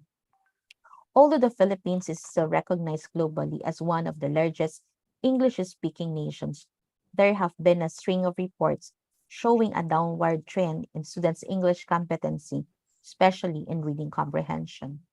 To respond to growing concerns about the students' deteriorating language fluency and to lay out the foundation for a national implementation, Tarlac Agricultural University launched its localized version of the project, Building the English Competitiveness of State Universities and Colleges through English Proficiency. This was affirmed after the Leadership, Governance, and International Standards Qualifications Assessment Authority awarded the AU with the approval certificate as an assessment and training center. Committed to serving the university and its partners, the AU is expected to provide training 500 students under the tutelage of 21 instructors. So we are already done with this program, which lasted for 4 months and is divided into 6 phases, starting from accreditation to post-training for the 2 months was allocated for the training of trainers and students, which commenced and ended with pre-test and post-test respectively. So under this, our students, our instructors, I should say, monitored our students' progress in the oral, written, reading, understanding of the English language. And they were also tasked to use assessments as a baseline for further interventions in 12 modules. So these are just but some of the language programs that we implement in the university in collaboration with our partners, aside from, of course, with our regular student exchange program, since in the Philippines, we have English as our medium of instruction. For now, the university is currently implementing an international SDGs bootcamp, and I believe that some of you here who are our existing partners have been invited to send participants in this virtual bootcamp, which of course use English as a means of communication. So these are the ways on how we implement internationalization and language programs in the university, and we hope that in the next days to come, we will Agricultural University will be having more collaborative activities in Indonesian universities such as yours. So we welcome all your invitations for the participation of our staff and our students for the activities that you will soon be launching. And as we have seen, I presented this topic with the mobility program of our university as a springboard. Institutions of higher learning must take the lead in promoting cross-cultural understanding. Through contests like videos and posters, information is shared and learning takes place. Today, social context has been the impetus for transformative change. In a multicultural environment, developing solid cross-cultural communication is also vital. With diversity also comes the call to acquire better cross-cultural communication skills. Multimedia material is just a tool. Without the teachers, nothing could be achieved. We look forward to making every classroom, whether physical or virtual, a safe and inclusive one for every student. Thank you, everyone. And I am now ready for your questions. Thank you so much for very excellent presentations about cross-cultural understanding. I do personally support your opinion that the cross-cultural understanding in diversity, multicultural global communications is very vital, especially in developing or promoting our partnership in a global level. Dr. Christine, before I request the participants to ask question and answer questions to you, allow me to ask you, do you have any secret because you mentioned secret recipes? Is that recipes? I don't know. For promoting your university, because I see your university has very good collaborations globally. How many countries and how many continents have you engaged them into collaborations with our agriculture university? Yeah. So far, we have almost 200 partner universities from 5 continents. And just to tell you honestly, we have the most number in Indonesia. We have almost 100 partners from Indonesia. And it was because of the relentless effort that you have done when you came to the Philippines about 3 to 4 years ago, when we had signed a lot of agreements. And because of that, we are now implementing a lot of partnerships in your country. And thank you so much because Tarlac Agricultural University became a well-known university there in Indonesia because of that project. And we are now receiving a lot of partnership intents from various universities all over the world. And in terms of the secret that you are asking, Dr. Yoga, we implement partnerships genuinely. We make it sure that the collaboration activities are mutual. We make it sure that when we develop our programs, we always think about, oh, who will be our partners this time? So we always look into who among our partners are always also inviting us for their events. So they are in the priority list also of who we are going to invite. Another is we also engage our partners who are on the list that we do not have any activity yet, because we really want to functionalize all of our partnership agreements. So that's why whenever we have our collaborative events, there are a lot of participants from our partner universities. And you see, we really write emails to you regularly when we invite students to join our internationalization events. We really really make sure that we write letters addressed to your president and to your rector and to you. So that's how we do partnerships. And we also bring in our local institutions to partner with our international institutions. We are really generous in terms of partnership because we share even our partners. So you can see that even in some of the activities that we have, we connect our local partners with our international institutions. Because one of the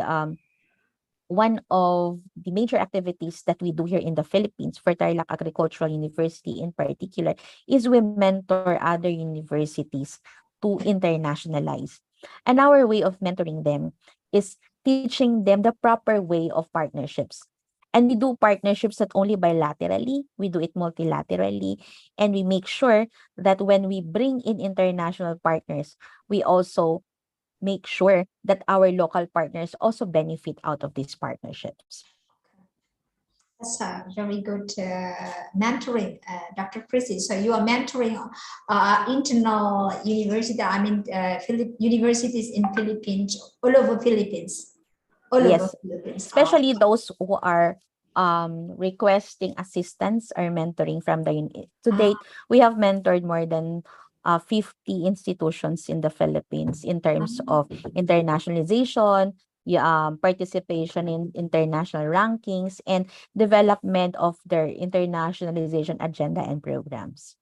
Oh, it's so good, excellent. Yeah, I give applause to you. Very well done, Dr. Christine. So I think I have to learn a lot from you about mentoring internationalizations for the university in Indonesia. So, by the way, may I know who is? Perhaps this is if you don't mind, you may answer. Because you have so many collaborations in Indonesian universities, there are more than 100. May I know what university is the most active in doing collaborations with Tarlac Agriculture? Of course, that includes your university. And we also have active partnership with IPB, Bogor, IPB, yeah, IPB. Institute 10 November, and then 10 November. If I remember it, UPNVY, and Pembangunan National Yogyakarta. Veteran, And Onesa is also one. Onesa, okay. I can't remember the other universities. They are very long, but Universitas Sibelas Maret is also one. Yeah. Pare-pare is also one. STK Malang, Erlanga University, Brawijaya University, STK Malang. We also have I have one in Jakarta. Mercubuana, Universitas Mercubuana. Oh, Mercubuana. Okay. Polytechnic Negeri, Surabaya. That's Pence, right? And I'm sorry if I cannot mention the other universities. No, I have a very long list. Active ones. Okay. Okay. There are still active ones, but the list is very, very long. Yeah, I know. 100. Undiksha is one. Okay. Undiksha, yeah. Okay, thank you so much, Dr. Christine. Ladies and gentlemen, are there any questions from the participants regarding to Dr. Christine's presentations about promoting cross-cultural understanding in internationalizations in the university, especially in Philippines, how Dr. Christine mentoring the internationalizations, how the students are trained to get to promote cross-cultural understanding, because respecting the diversity is the key of communications, right, Dr. Christine? Yes, and of course, this is on a platform of English as a medium of instruction in doing all of these programs. Okay, well, let me check whether there are questions. Gak ada yang bertanya kayaknya ya ini ya. Oh, okay. Ini masih pada ngantuk apa ya, Bu Yuvita, mahasiswanya? Well, ladies and gentlemen, Dr. Chrissy, anything? Your close friend, Professor Elsie Gazimo, please do. Good morning, Christy and Dr. Christine. Good morning, Dr. Elchin. I'm fine, thank you. I'm very happy to see you and to hear you. No, I have the first question. Thank you for a speech and presentation. And I would like to say that you know that Russia Federation has a big agricultural sector, and in our region the same too. And we have some universities, the agriculture university, and I would like to again to offer you to continue our collaboration, and I hope then at last we sign the MOU between us, between your university and our university, and I hope to continue our contact. Thank you. Yes, I will recontact you again, Sir Elchin, and I'm glad that you are very, very okay. Thank you. Thank you. Okay, so that's it. Okay, so just like an old friend saying, Yeah, "Hello we have here." been in Yeah. contact a few months ago when I messaged him on Messenger, and then after that, um, uh, we will reconnect again, Dr. Elchin. Mhm. Okay, for sure. I told Professor Elsin that you are a very nice and beautiful lady, and you are very helpful, Dr. Christine. I told him. Okay. Thank you so much, Professor Elson, for that question. Thank you, Dr. Christians, ladies and gentlemen. Thank you so much. This is the end of the first speaker's talk. Thank you so much for being here, Dr. Christians. If you have a Thank different you. Thank agenda, you. yeah, you may stay or you may leave. It depends on you. We do know that you've been very busy. I think you are busy this morning or today. So it is an honor if you would like to stay with us, or it is an honor to if you also perhaps different agenda and you will leave this Zoom meeting. It's okay. Thank you so much for being with us today. I will text you after the conference over. Dr. Christine, thank you. Bye-bye. Ladies and gentlemen, so it is an honor for me to invite the second speaker, Dr. Nayef Joma. Actually, Mr. Nayef Joma, PhD,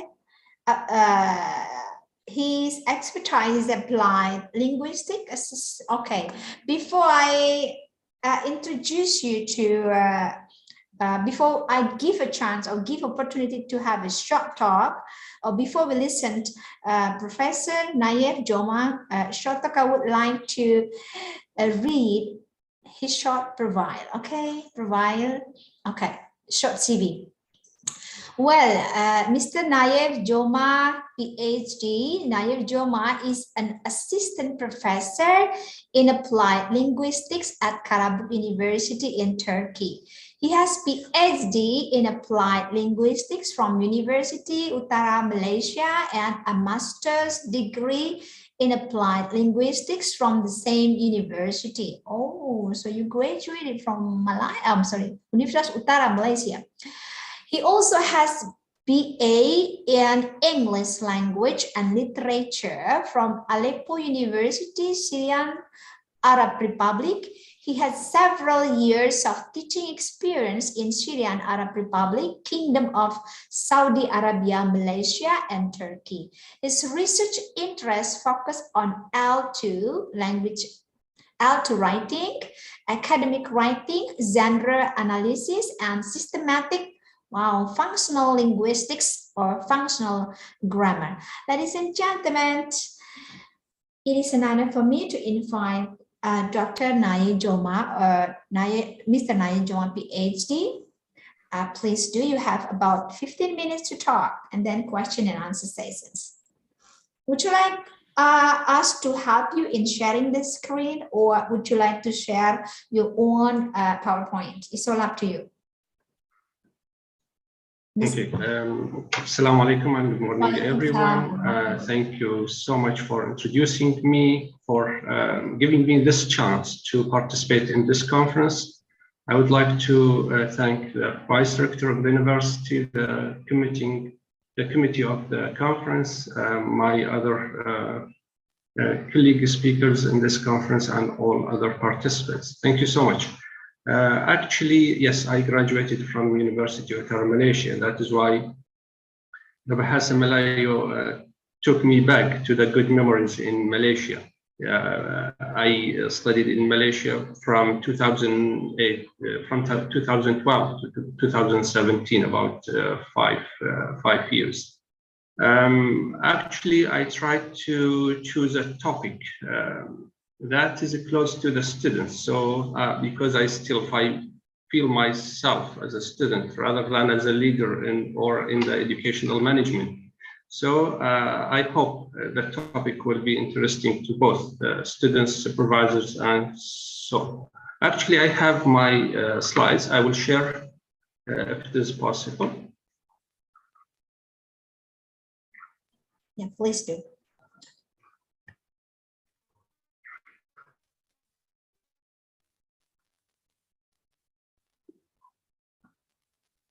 I have already shared the screen. You see the screen.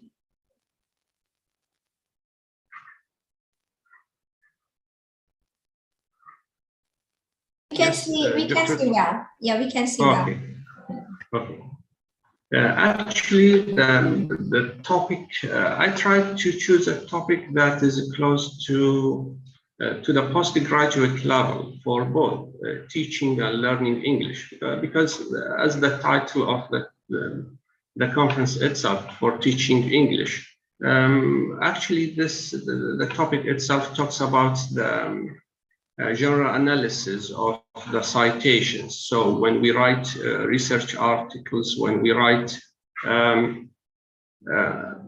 a thesis, a master's dissertation, or any academic assignment, we need to cite information from other sources and integrate the information into our own writing. So I tried to analyze these citations using two theories, two approaches under the general analysis, that is systemic functional linguistics and North American neurorhetoric studies. The first one focuses on the linguistic analysis, while the second one focuses on the context itself, meeting or making interviews with both students and their supervisors. Actually, here, as you see, all of us as researchers have this experience when we write our assignments or when we write our research articles. For example, sometimes we are confused which verbs or reporting verbs to use, whether shall we say claims or claimed. Even the tense itself, it does matter. For example, should I use claim or state? Should I say, for example, state or believe, and so on. Sometimes, for example, in the next citation, should I put, for example, the word or the author highlight in between two brackets, or should I integrate it with the name of the author itself? Should I integrate the name of the author with the information, or should I put it between two brackets? And in the following citation, it is the same, because if, for example, if you want to write a research article or a PhD thesis, a master dissertation, we have to use lots of citations. And in each citation, sometimes we are confused which structure to use and which one will be so interesting, or and so on. So this is so the topic itself is based on something that is based on our own experience in writing. So citations are used in different academic journals, in dissertation, assignments, and so on. Actually, we, as researchers, we cannot ignore or neglect the importance of previous researchers, because based on the quotation of Mr. Newton, if I have seen farther, it is by standing on the shoulders of giants.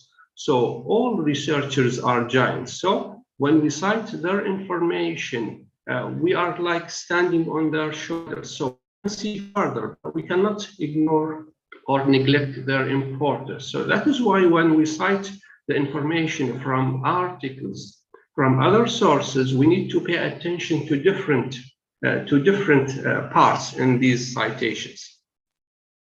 So citations are very important. If we don't cite information, if we don't put references, actually we cannot argue, we cannot convince our readers. So citations are very important in the academic success. They can be used in order to assert, in order to negotiate, in order to claim, and so on. So when we cite information from other sources, we have actually two ways or two types.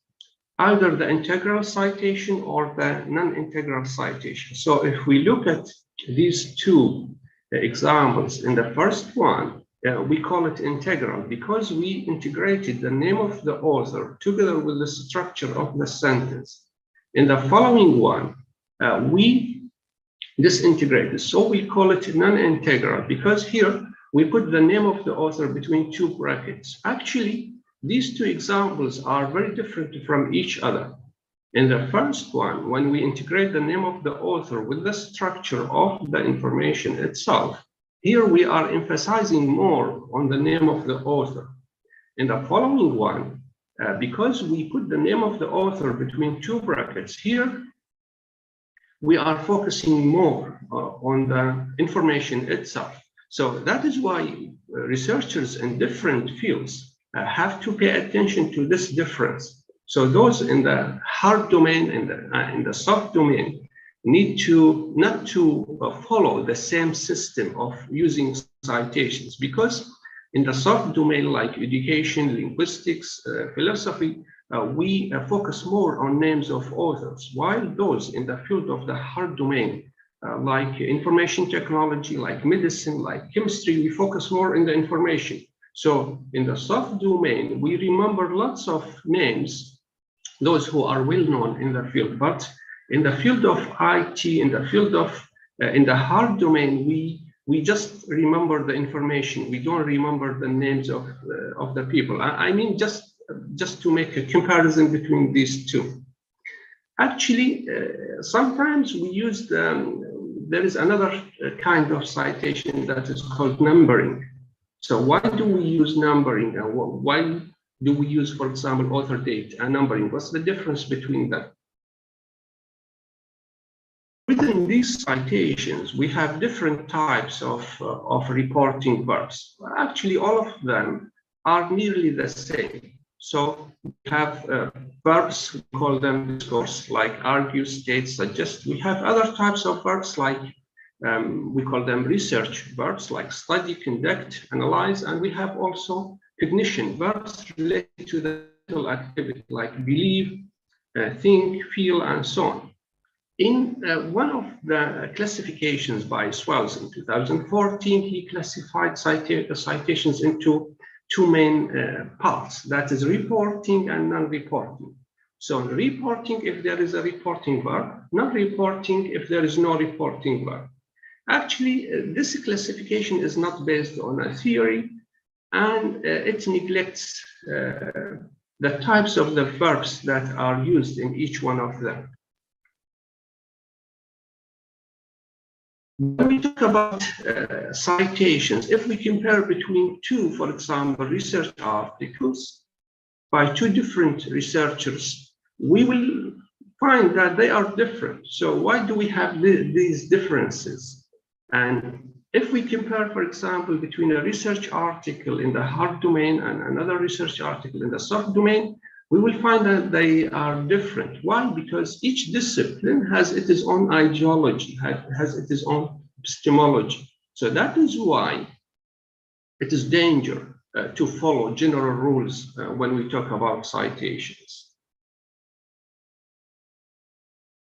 Actually, here, when we talk about novice writers, those who will start their master's dissertation, their PhD thesis, they will find that using citations, the different structures will be difficult for them, will be challenging, and even the use of the verbs. For example, they use the verb claim, and they don't know that the verb claim has something hidden that is it is implied evaluation. When you say claim, it means that you are opposing what this researcher or you and the opinion of this researcher are opposing with each other. You don't agree with him or her. Sometimes we use strong structures and that is implicitly. For example, when you say, as Highland states, it means implicitly that you agree with Highland. How can we reveal this opinion or this stance? It is by using this structure, as Highland states. So it means that you implicitly agree with what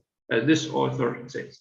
And actually, when we talk about previous studies, they found that there is a limited use of reporting verbs. Sometimes they use conversational words like say, tell, something like that. So this is not appropriate for academic writing. When we talk about the classifications of citations or reporting verbs, we find that they are inconsistent. For example, and when we talk about the verb find, in some of previous studies, they classify the verb find as a research verb.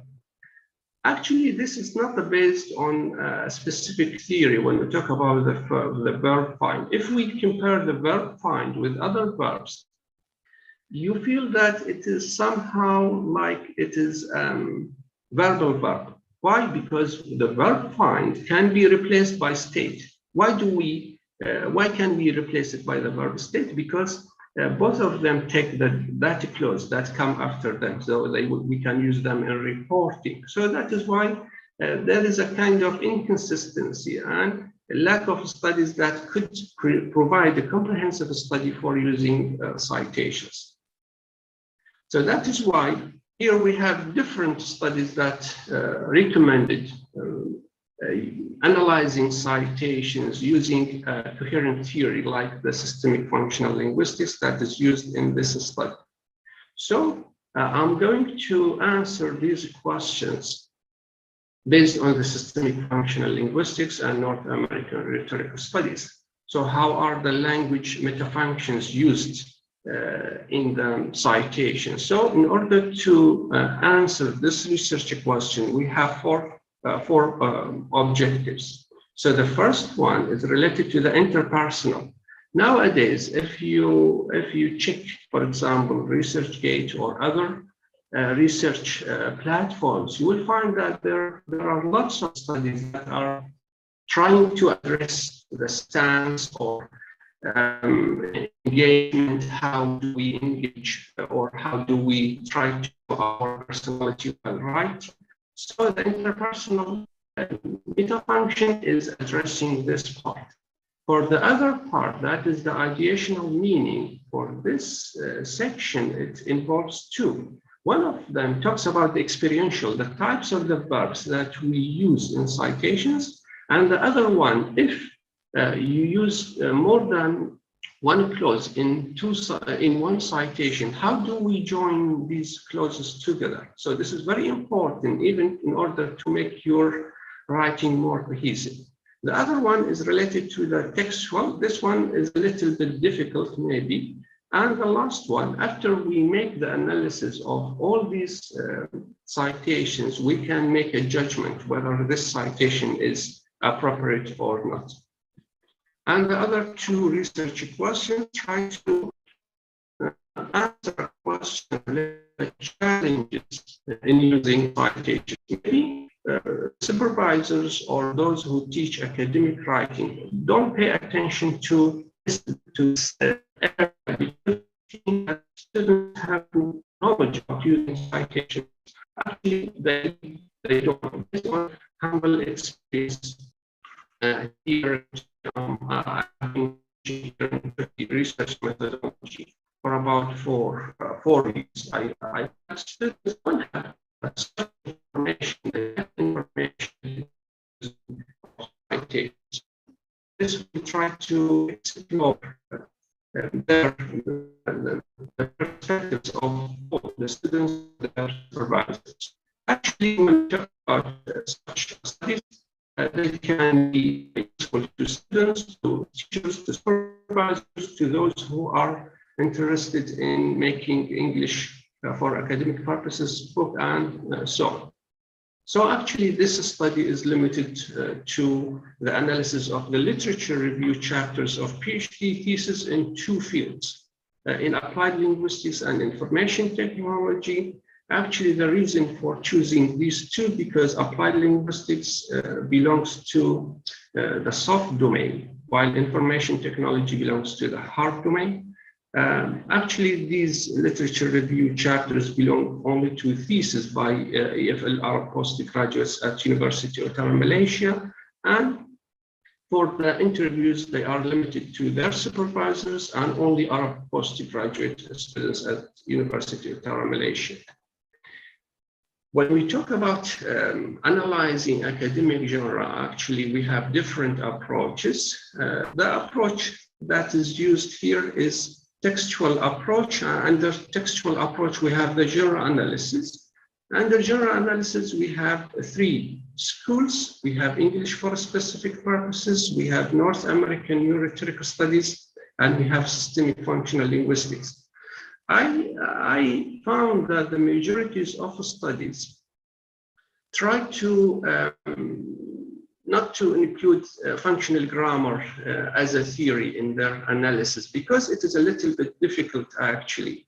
For me, when I was a PhD student, I read functional grammar by Halliday many times in order just to understand this theory. But after that, I found that this theory is very interesting to be used as a theory to teach writing itself, because it covers all the aspects of writing. So the conceptual framework that is used in this study is based on genre analysis, textual approach genre analysis. Two theories were used: systemic functional linguistics,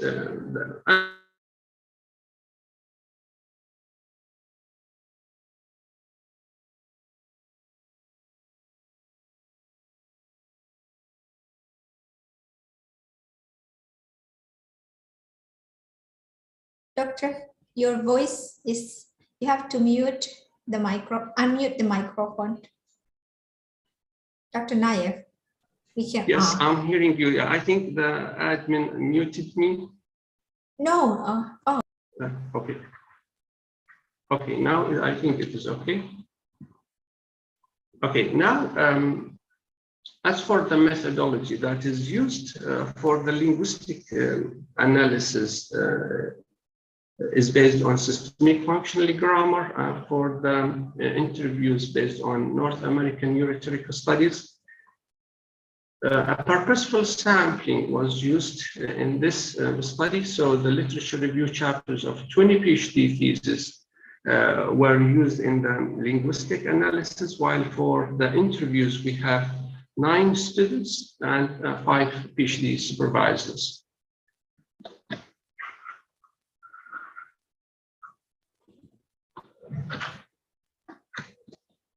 Here, when we talk about the findings of research objective 1, that is related to the interpersonal meanings, as you see here, the analysis based on the interpersonal meaning is a little bit different from the ones that we are used to. So here we have subject and finite, both of them are under mood, while the predicator and complement, they are under the other part. And here we have the name of the author that is used in citation has different functions here. For example, as a subject, as a complement, as an adjunct, and so on. So this depends on the type of the verb that is used here. Another thing that students need to pay attention to when they write, for example, the use of the finite modal operators. So here, each one has an implied meaning. For example, the use of must is totally different from the use of will, because as you see here, all of them talk about degrees of probability, but when we use must, it means that it is a high degree of probability. When we use may, it is close to the negation. It is nearly negating. We are negating the information itself because the degree of probability is low. So this is very important, especially when, for example, when we talk about teaching academic writing to other fields, to the hard domain. So we need to teach them. For example, in IT, in medicine, we don't have the gray area between white and black. Yeah, for example, for our field, English linguistics, yes, we have this gray area because we are in the soft domain, so we negotiate. But in other fields, in the hard domain, they don't have this gray area. So the use of may cannot be used because it has an implied evaluation. It is like you are negating the information. And also here, when we talk about the other expressions that are used for the degree of probability, for example, certainly, probably, and possible. As you see here, they express different degrees of probability.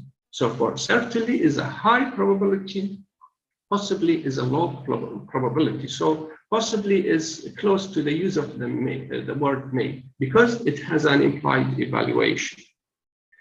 And also here, when we talk about degrees of frequency, it always is different from the use of sometimes. So sometimes it is almost, it is as if you are saying that it is no, you are negating the information itself. And here we have other expressions that are used as comment adjunct. So when we are trying to assert, when we are trying to say something that is more desirable, more valid, and so on. So here, we have the findings related to the use of the interpersonal meanings. As you see here, there is a big difference between applied linguistics and information technology, because applied linguistics is a soft domain and information technology is a hard domain. So you find that those interpersonal meanings used in the citations of soft domain are higher than the hard domain. And also here we have more findings related to the interpersonal meanings. So when we talk about interpersonal meanings, we have different parts that can be analyzed. So we have finite model operators, so we have modelization, modulation, mode adjuncts, residuals, and so on. So we have different aspects that we can analyze. The other research objective is related to the type of the verbs that are used in citations. So we have different types of verbs. We have material, we have mental, we have verbal, we have behavioral, we have relational, and we have existential.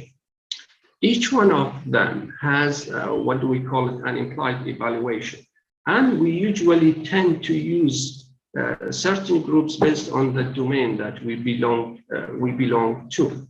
So for example, the verb conduct is a material verb, while for example, the verb state is a verbal verb. And here we have, what do we call it, the findings related to the types of the verbs. Actually, maybe the similarity between applied linguistics and IT here, because we have the material one as the highest one, followed by the relational. I think this can be attributed to the effect of the mother tongue, that is the Arabic language, because all the literature review chapters analyzed here belong to the Arab students. So I think this can be the possible explanation for this similarity between applied linguistics and IT literature review chapters. The other, for research question 2, we have two parts. One related to the types of the verbs, and the other one is related to how do we report or quote. Actually, based on the systemic functional linguistics, we have only two types, that is expansion and projection. And for each one, we have subcategories.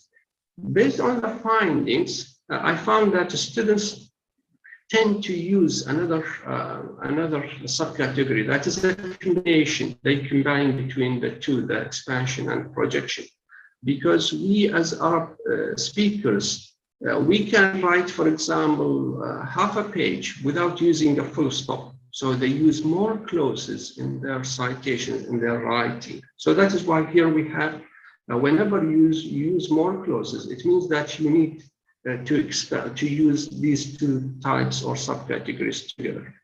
So as you see here, for example, this is a citation. If you compare between these three citations, you will find the difference between them. So in the first one, we have extension. Why do we have extension? Because we use the conjunction and between two clauses. In the following one, we have, what do we call it, enhancement. Why do we call it enhancement? Because when we try to analyze the relationship between the first clause and the second clause, we will find that we have because, that is used to enhance the information. In the third citation, we have what we call it elaboration. So elaboration is to just restate. So if we try to analyze the relationship between the first clause and the second clause in the third citation, you will find that the author or the writer in the second clause is trying just to restate. So that is why we call it elaboration. When we talk about reporting, we have different types of reporting, and for each one, you need to use, for example, certain types of verbs. So for example, for quoting, you need to use what we call them verbal verbs, like state, like mention, and so on. For indirect speech, for reporting, you need to use mental verbs like feel, like believe, and so on. We have a third type that is a mixing between the two.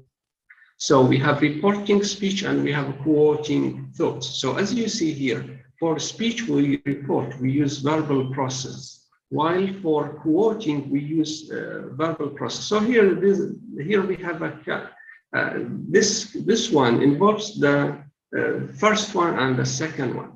And in order, for example, to quote suggestions of previous researchers, you can use suggestions or suggest or propose. Here, for example, if I ask you a question about the difference between suggest and propose, there is a complete difference between these two verbs. So suggest is based on findings, while propose you are still at the initial idea. So here, when we quote other studies and you use the verb propose, it means that it is a weak verb. Why? Because propose is used at the initial stages, while the verb suggest is based on empirical findings.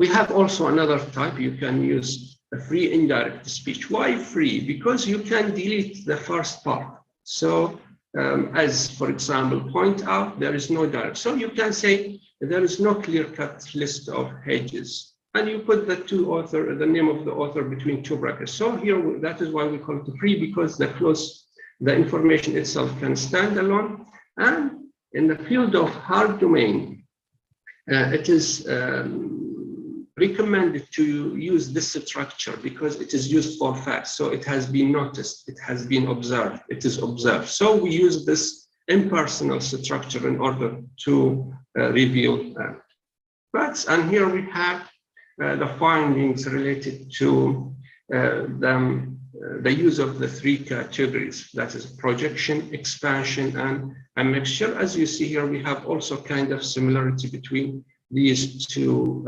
disciplines. As for this part, actually it is a little bit complicated. It talks about the textual meanings. It talks about the structure of the clause itself and how do we analyze it. This is related to the cohesive part of the study. As for these findings, as you see here, these findings are related to the perceptions of the students towards the use of the citations.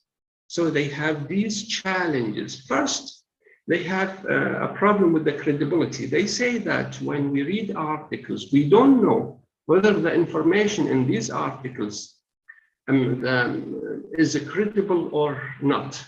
So that is why they cannot judge whether the information that is revealed in the findings of a certain article is good or not.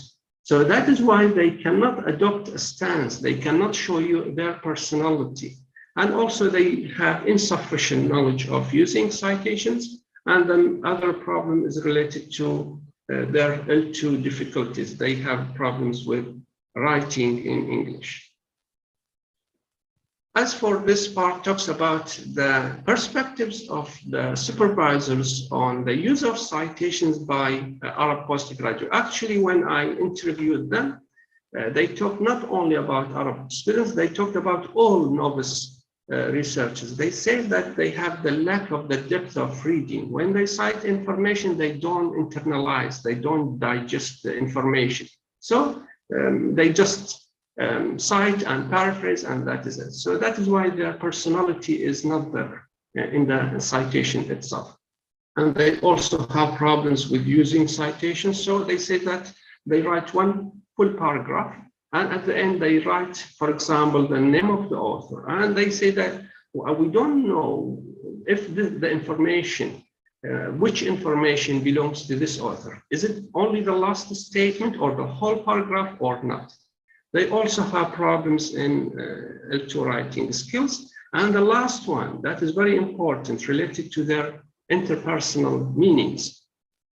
They can, for example, some students, if they want to show the importance of their study, they try to show expressions that are related to boasters. They try to highlight more. So they don't know how to use hedges. So these two aspects are very important in writing. And here we have a discussion of similarities and differences between the previous studies and the current study. Actually, here two theories are used. Three language metafunctions are used in this study. All interpersonal metafunctions are used in the clauses of the citations. Under the ideational metafunction, two aspects were analyzed. And also here we have a new addition to the two categories of the expansion and projection. So these findings actually, as you noticed, can be useful to students, to supervisors, to those who are interested in making or compiling ESP or English for academic purposes materials. And thank you. This is a list of publications. Actually, the majorities of the findings related to this study have been published in Scopus indexed journals. And this is it. Thank you so much. Thank you so much, Dr. Nayev, for your research. It's your wonderful presentations about systemic functional grammar, especially your research of the citations of the systemic functional grammar for your students, right?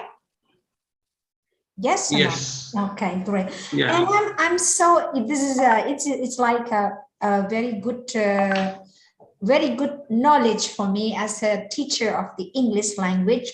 I learned something new here, but I have a questions that really, Mas Hussein, could you close the PowerPoint first? Dr. Nayev, would you mind to close the PowerPoint? Yes, okay, sure. Thank you. I love the publications, Scopus Q1, Scopus Index, right? Your publications for systemic functional grammar. Okay. Yes. Are they journals? Are those journals indexed by Scopus in Turkey or in other countries? Actually, two in Malaysia, one in Turkey,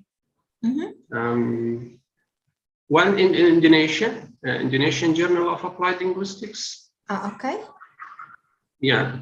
Okay. So in different countries. Oh, different countries. Okay. So, yes. Dr. Nayev, I wonder. I see your finding here. The finding of your research. Hold a second. Let me check. I have screenshot them up because I'm curious to ask you. The finding of the research. The finding of the research is the insufficient knowledge in using citations and L2 difficulties, especially for your students. My question is, how will you improve your students' citation knowledge, especially in writing their dissertations or theses? In Turkey, especially in Karabük University, how you improve them in citations, especially for systemic functional linguistics or grammar research? Thank you. Okay. Yes, thank you so much for your question. Actually, I depend on the findings of the thesis itself in order to draw their attention to the use of citations. So, for example, if you so here, for example, when we talk about projection, we have about 5 types of a projection. So I teach them these citations. They should be taught explicitly. So because the students have only, for example, they don't even, sometimes they have mistakes in the technical aspects of citations. So I try to give them examples of these types of citations. So not only, for example, to give them only one, no, I usually teach them all. I depend on the findings of this thesis in order to teach them these types of citations. So even the types of the verbs. So I usually give them a list, some examples, and explain the difference between them in order to differentiate between their hidden meanings. Okay, so do you also have a research? To what extent is the improvement successfully made by you in teaching them about citations? Because this is very important in academic writing, especially in University. Yeah. Yeah, actually, based on their perspective, they say that this is the first time that they read such information about using citations. Because even myself, when I was a student, as I mentioned in my presentation, I find there is a difficulty, or sometimes, for example, in one citation, you use the verb state, and in the second one, you feel that, oh, I don't want to use the verb state, I want to use another verb. That is more interesting, but actually we use them randomly. But actually these types of verbs cannot be used randomly because they have implicit evaluation. So we need to pay attention to these differences between them. So now are they familiar with the way the citations that you teach them right now? I hope so, because I usually provide them with all the publications. Yeah, I try to, but I don't know whether, for example, this needs what do we call it, a diachronic study in order to trace the development of their use of citations. We need to, for example, collect their assignment materials, for example, during one semester, and check the development, if there is a real development or not. Yeah.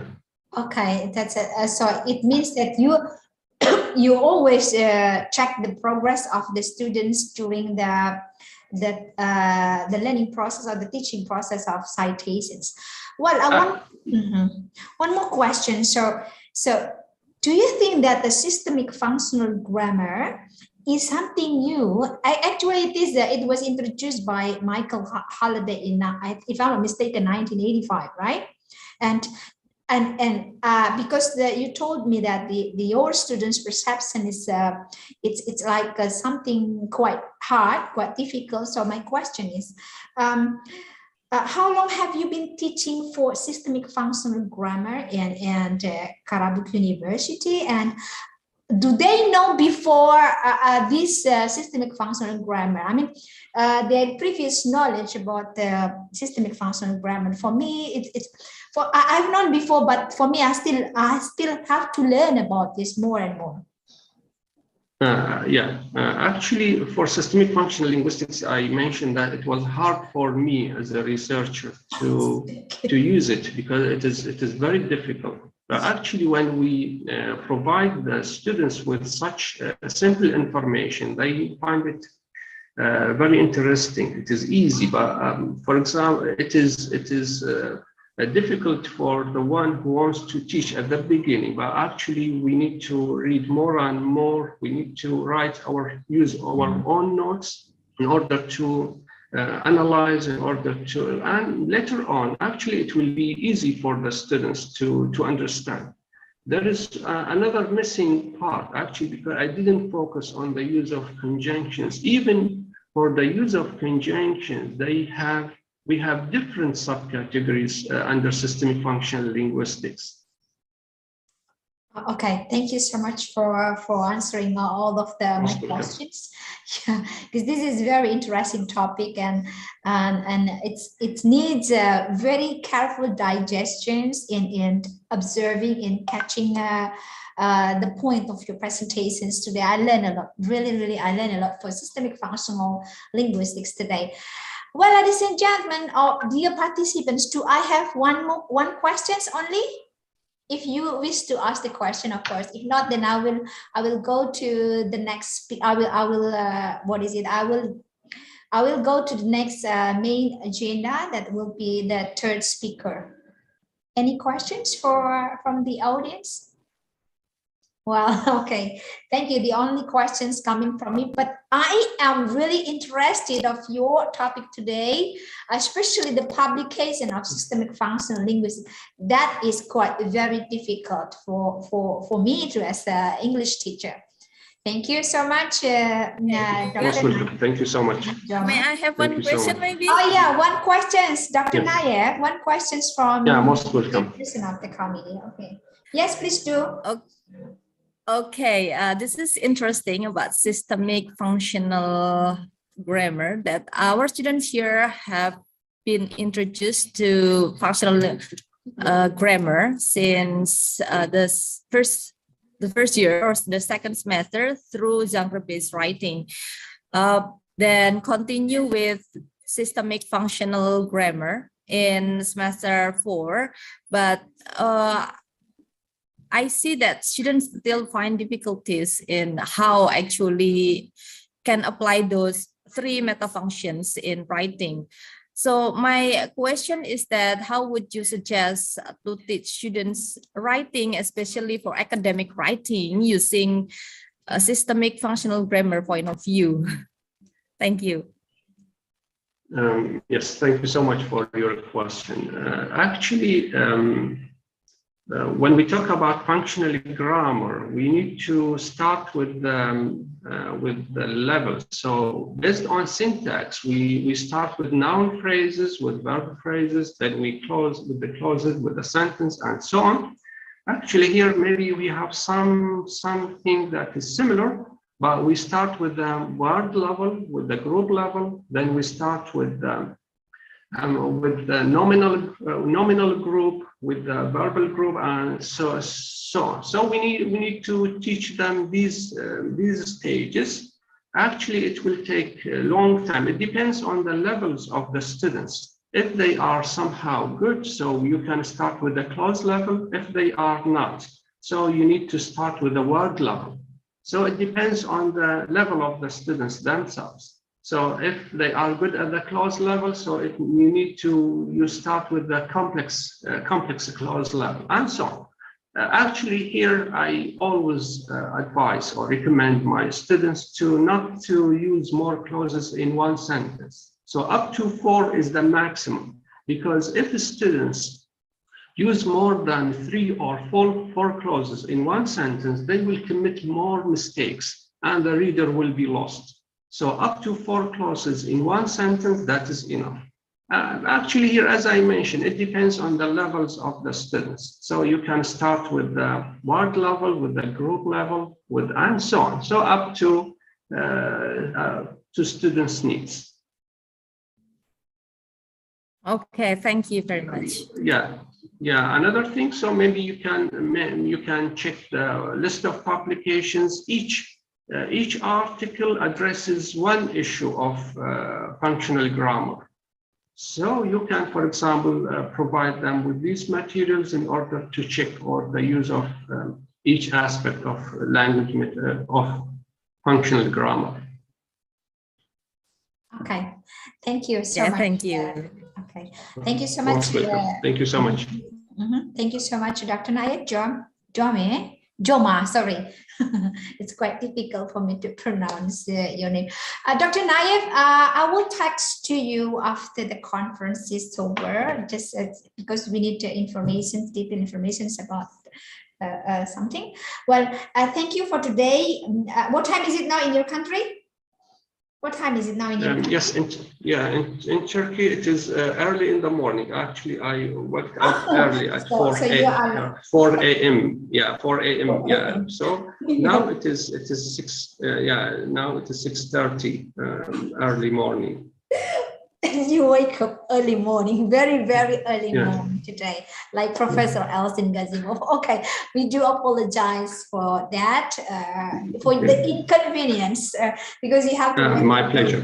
Okay, Dr. Nayev Joma, if you would stay in our our main sessions, it will be an honor. But if you have so many agendas today that if you would like to leave the Zoom meeting, it's also for me, it's an honor. For us, it's an honor.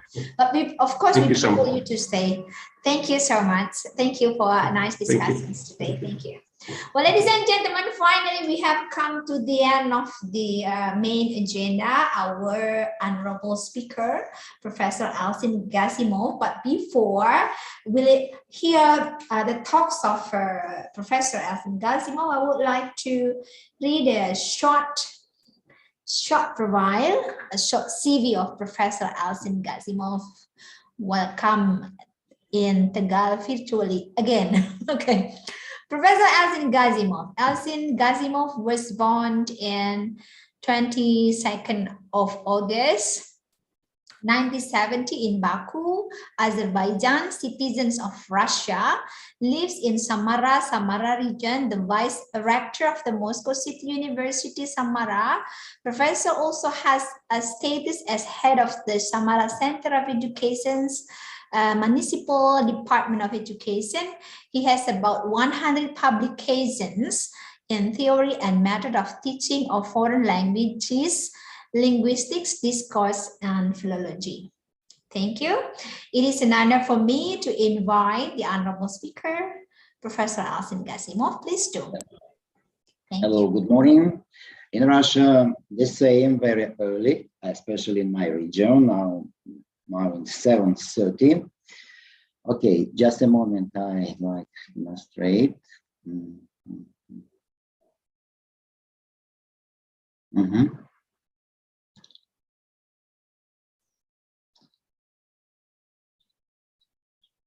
Sorry, just a moment.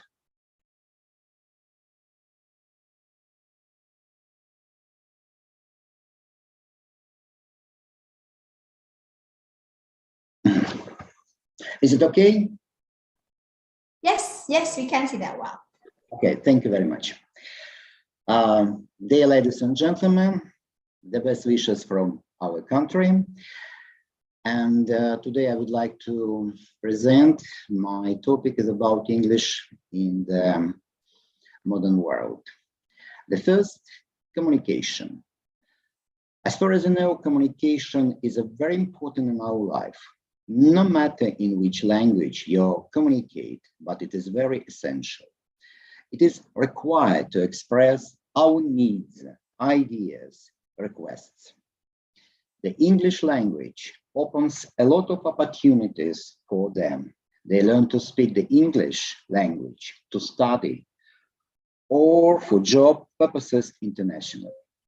Most of the science subjects and upcoming technologies and inventions are English language. Study of law, medical science, engineering science. For example, if we say about the medical science, of course, the English language is very important to study medical science. Almost all kinds of medical science books are written in the English language. For study and learning those books, understanding the English language is very important. All kinds of medical laboratory devices and gadgets are in the English language. For doing practical works and using medical devices and gadgets, understanding the English language is very important. Of course, we have a lot of reasons to learn English. English as a global language. Study English can help you get a job. Learning English can help you meet new people. Many scientific papers are written in English. English is a language of media industry and language of the internet. Traveling is a lot easier with a good knowledge of English. English is one of the most important language for business. And with English, you can study practically all over the world. But of course, you should know your native language. And of course, we foreigners people should use your native language too. English gives you access to multiple cultures. The role of the English language in the modern world is invaluable. English is believed to be most commonly used language. More than 500 million people consider it to be native. Another about 700 million citizens use English as an additional language for communication. It is demanded in many countries of the world. Knowledge of this language is also essential in order to study abroad. Those wishing to find a prestigious and well-paid job can do without it. And the importance of the English language in the modern world today is quite large. Nowadays, English has a special role in the communication sphere of the world.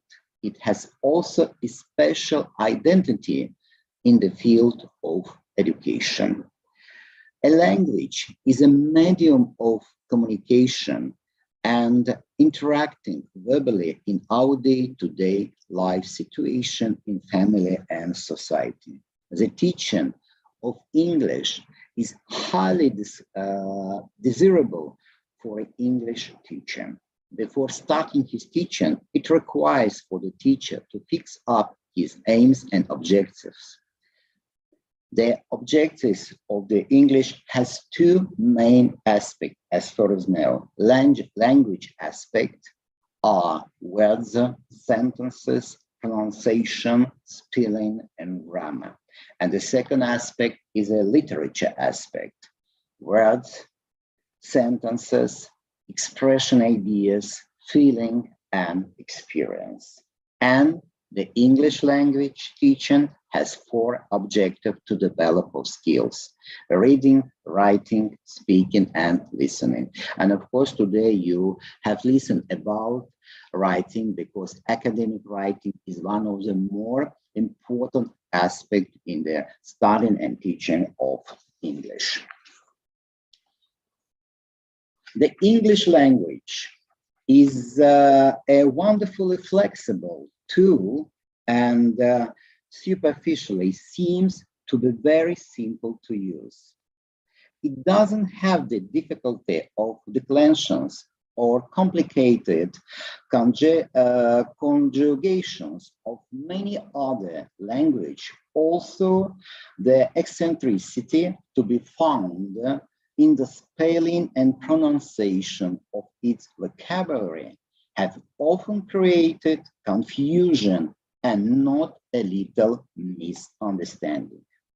This language, like most living languages, is constantly evolving as people try to use it to convey their thoughts and understand the thoughts of others. Sometimes they use a word or expression that they believe will adequately communicate their thoughts to the listener, but in reality, the listener often has not fully understood what was said to him because his understanding of the word used is not that of the speaker.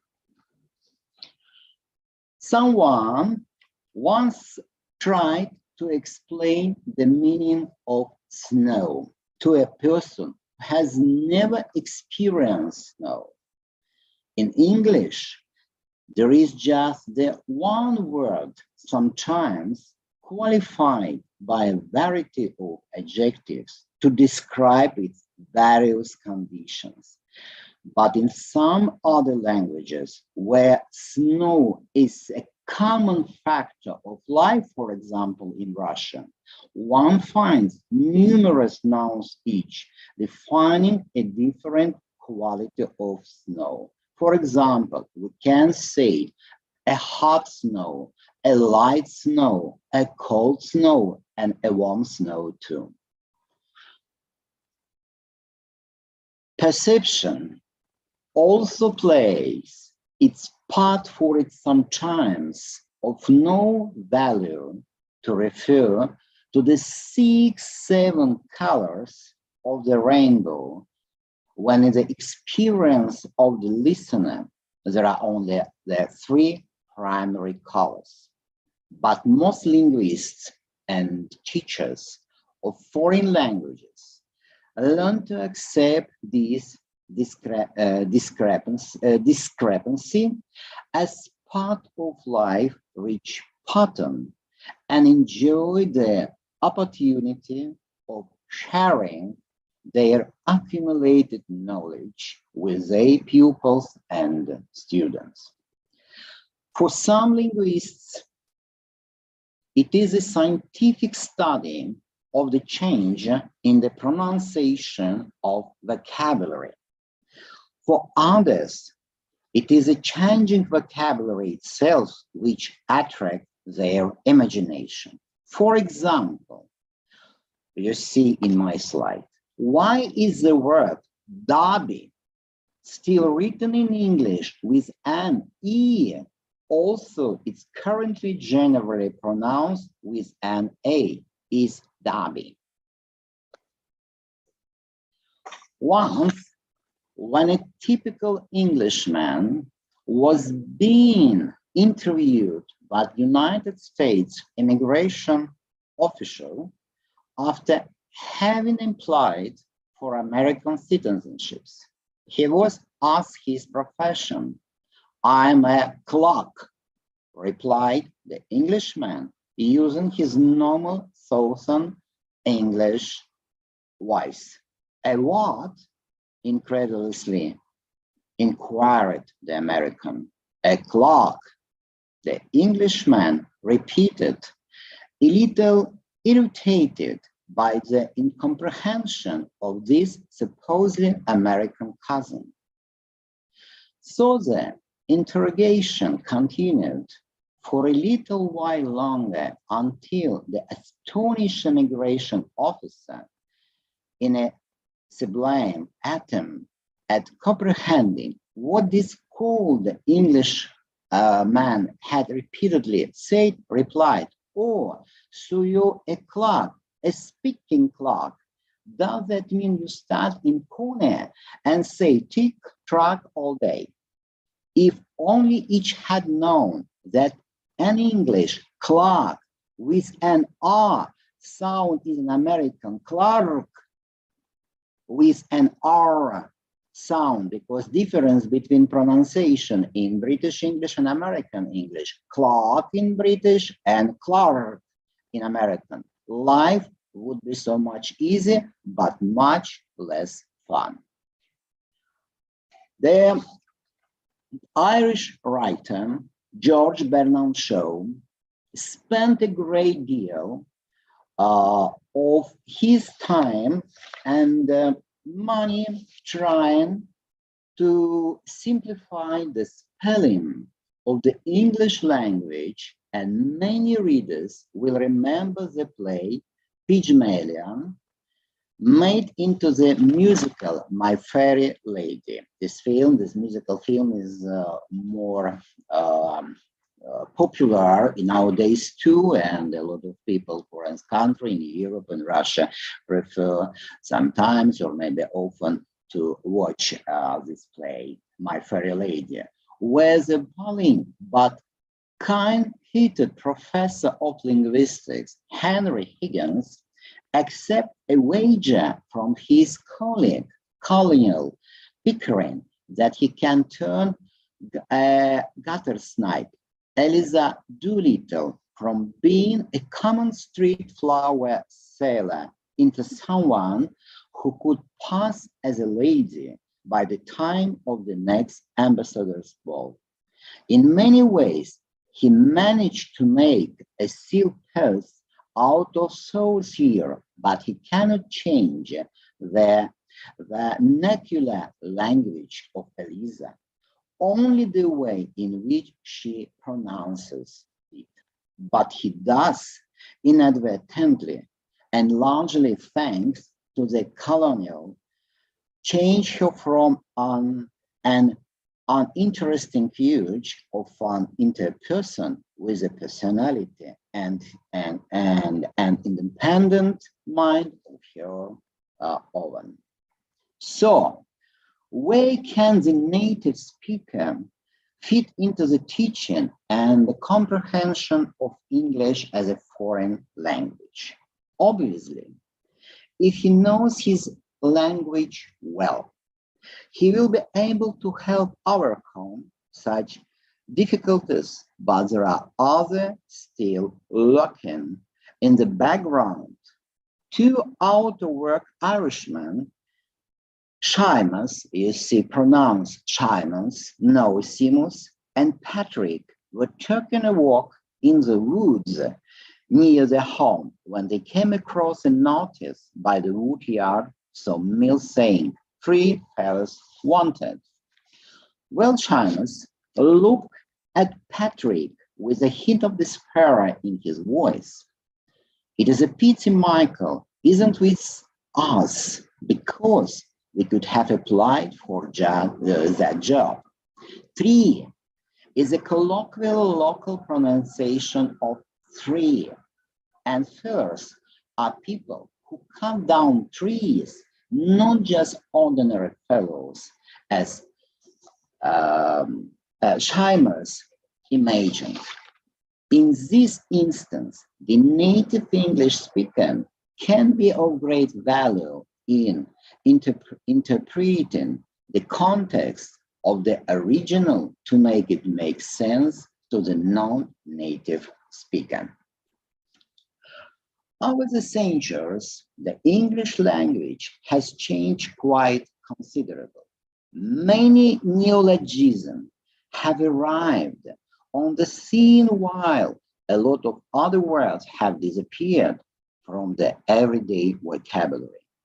I'm often reminded that if a job is worth doing, then it's worth doing well, or in the picturesque language of everyday folk. Why spoil a sheep for halfpenny worth of tar? It means, why not finish the job properly and not skim on the essentials? Each year, a sailing ship or boat should be overhauled, and it must certainly be checked to ensure it is watertight and seaworthy. Tar painted onto the bottom of sailing vessel would ensure this, but it must be painted all over. Running out of tar before the job was completed on the vessel could jeopardize the safety of the sailing in it. Spend a little extra money and effort and finish the job properly.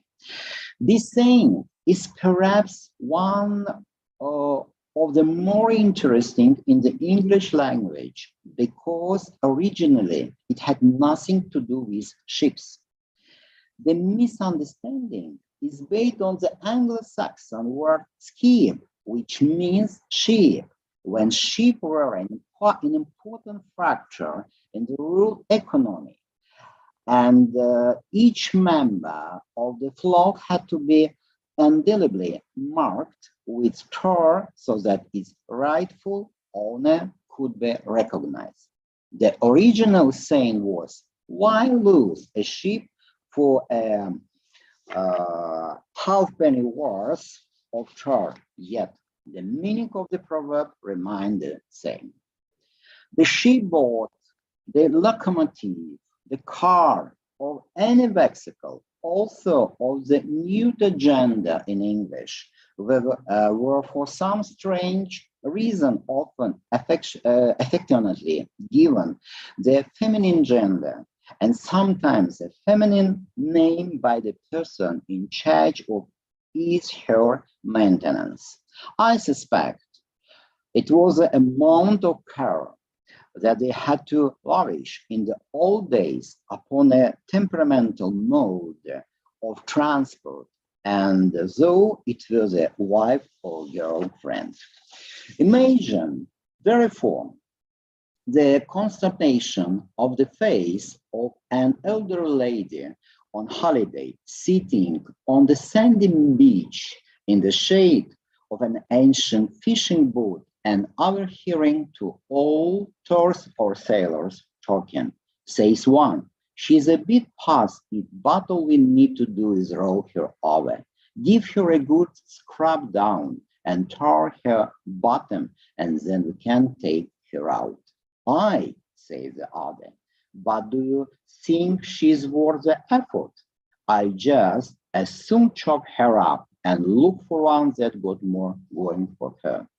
Such anecdotes as these help the student to acquire more than just the basic of English. They also put color into the language, and it spreads its wings over many different countries and continents where the people who speak English or learn it for whatever reason, and their own values to the words they use and learn, and sometimes with interesting results.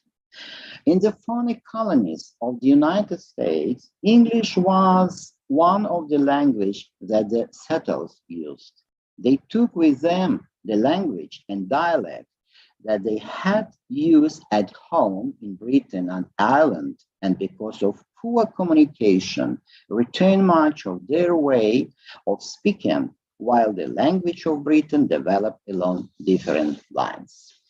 The verb to get exists still on both sides of the Atlantic, but various the past participle English was shortened got. In America in time, its old form of gotten. Also, on both sides, any get word with the prefix returns the full form forget, forgotten. There is quite a few old English words which are still retained in the United States, when in Britain they have largely been replaced.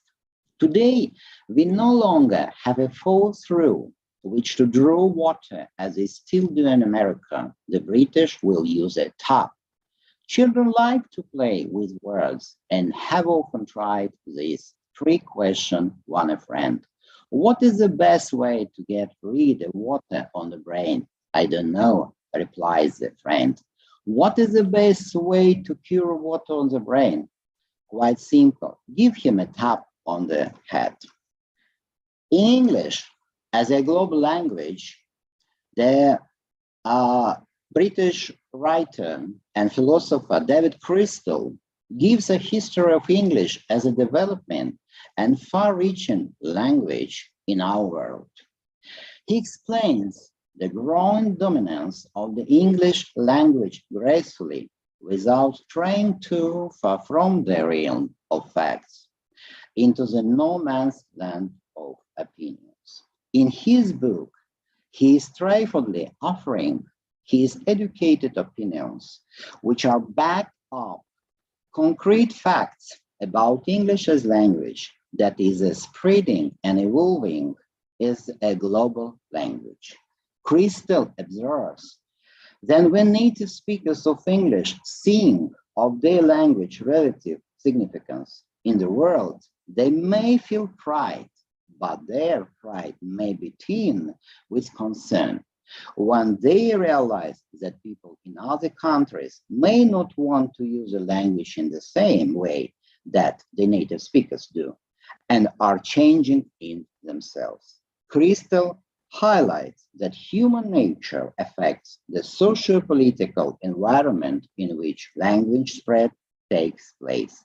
Yet, Crystal explains an interesting detail that it is technology, particularly of modern communication and of accessible air transportation, that has enabled and advanced the spread of English across the world.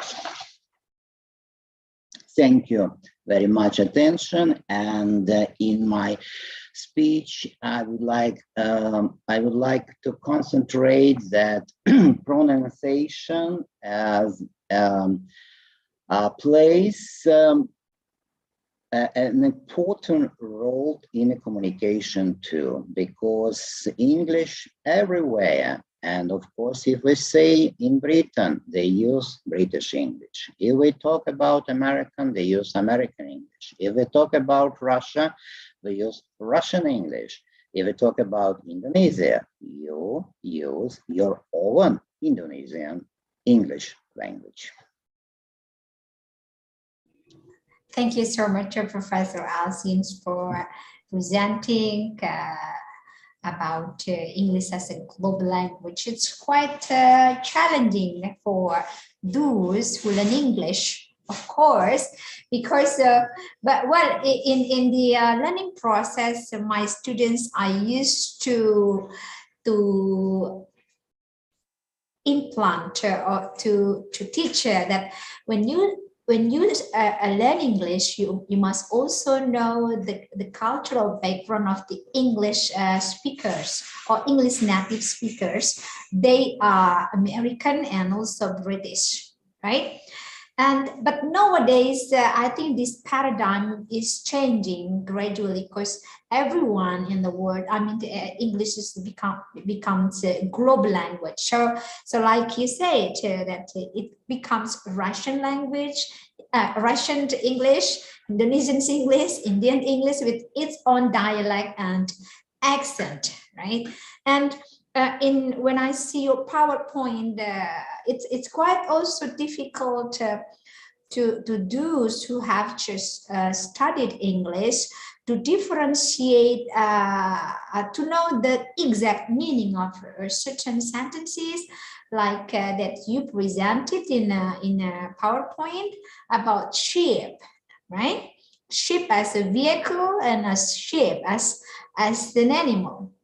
So it's like homophone creating ambiguous meaning, right, Ms. Prof. Elsin? Yeah, and it's quite difficult. So in my point of view, or in your point of view, may I know how to? It's quite a difficult question. Oh, maybe it's not the questions. How to avoid misunderstanding of the two people when they are communicating from two different cultural backgrounds, whose backgrounds are not English native speakers' background. Could you please explain, Professor Elsens?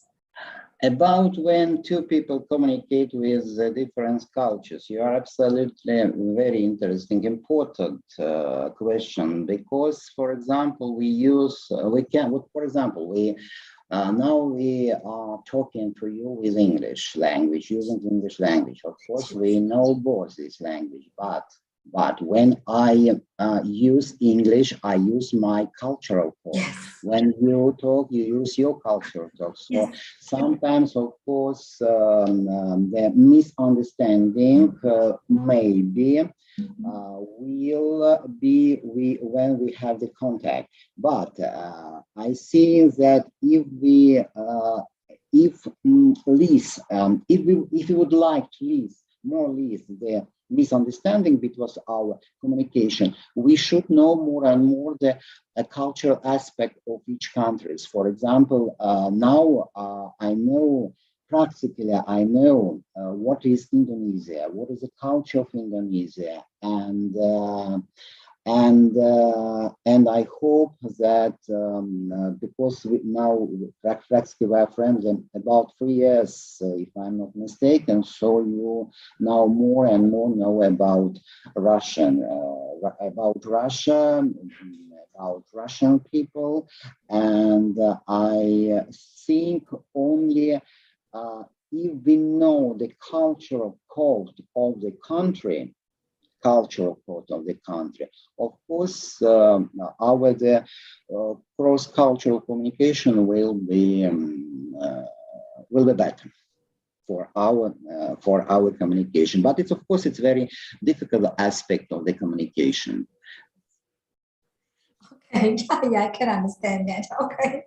Okay. So now, because you know more about Indonesian's culture, for example, so now it's quite easy for you to communicate with Indonesians since you know more and more about Indonesian's culture. Yes?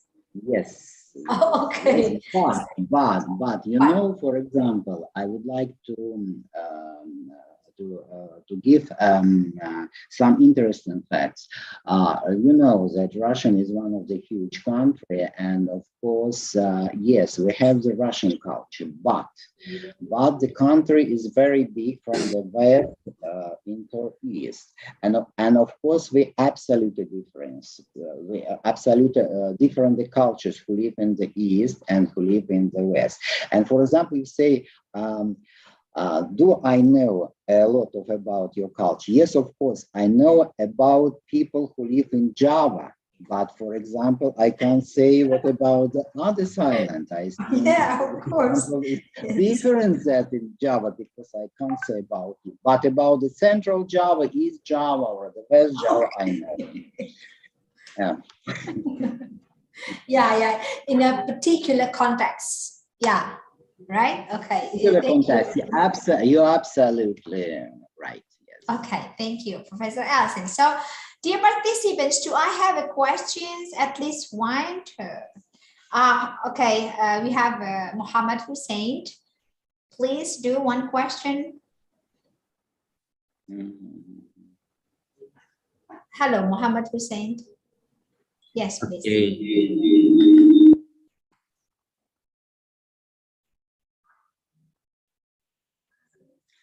Okay, so good morning, Professor Alton Yasimov.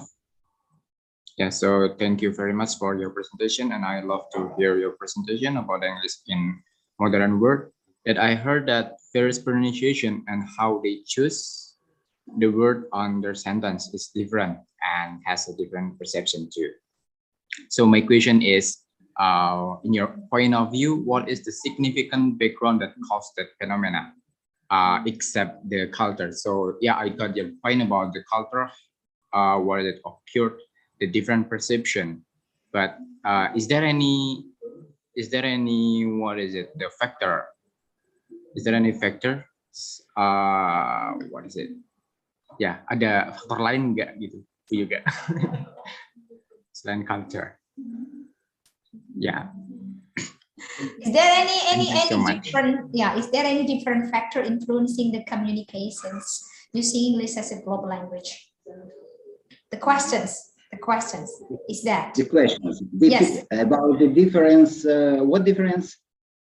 Is there any? Is there the question from Ahmad Hussein is there any factors, any other factors that influencing the communications using English as a global language?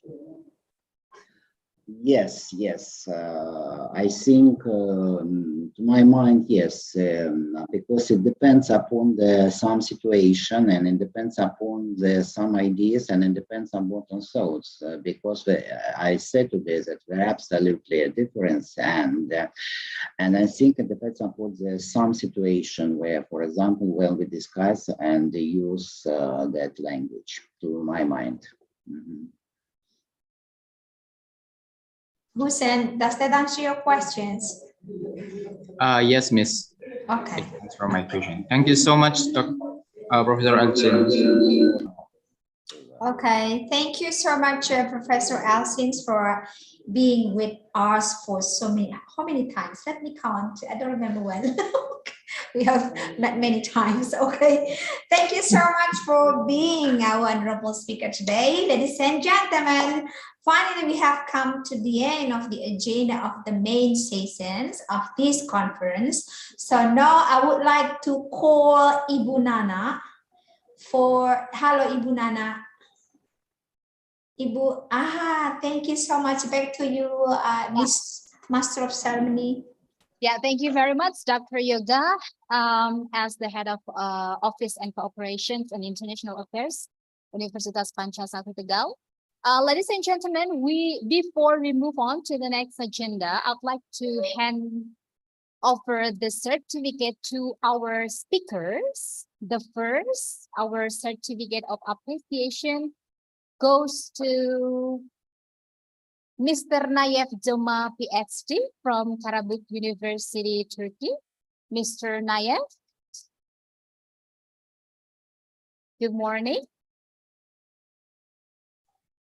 Yeah. Okay. Yes, good morning. Yeah. Thank you so much. This is the certificate of appreciation from us to yours. Well, next is our certificate of appreciation goes to Dr. Christine Nabarferrer from Tarlac Agricultural University, Philippines. Good morning, Dr. Christine. Thank you very much for Yes, sharing good morning, the thought. Dr. Yoga, and thank you so much for having me here today. Okay. And then last one, our certificate of appreciation goes to Professor Elchin Gasimov from Moscow City, Russia. Good morning, Prof. Elchin. Hello, thank you very much for the certificate. I'm very happy thank you very much. to took part today in your conference. Thank you. Okay. Well, ladies and gentlemen, that was the plenary session with the 3 speakers of Piselt 2022. After this, we are going to have parallel session with, yes? Oh yeah, I'm sorry. Before we go to parallel session, we have one more session for coaching clinic manuscript, and it will be led by our moderator, Ibu Nuris Meristiani. Ibu Nuris, please take it away. Bunana, can I say something? Yeah, sure. Go ahead, Dr. Yoga. It's better for you to close the main sessions and then you go to Ibu Nuris. So the speakers may have different agendas. So they may leave the meeting. Thank you. Yeah, thank you very much, Dr. Yoga, for reminding me. Well, ladies and gentlemen, that was our main session, the plenary sessions of the second Pancasakti International Seminar on English Language Teaching 2022. Thank you very much for coming. Thank you for all the speakers, Dr. Christine, Mr. Nayef Joma, and also Professor Elson for coming. And ladies and gentlemen, so thank you very much. We will see you again in the next agenda after this. Goodbye. Assalamualaikum warahmatullahi wabarakatuh. Thank you. Thank you so much, Dr. Yoga. Dr. Nayef. Yeah, thank you, Dr. Christine. Bye-bye. Bye, everyone. Thank you so much. Yeah, ladies and gentlemen, now we go to our next agenda, and Mrs. Nuris Meristiani will lead the coaching clinic manuscript for the next couple of hours. Please do. Well, thank you, Mrs. Rostiana. Assalamualaikum warahmatullahi wabarakatuh.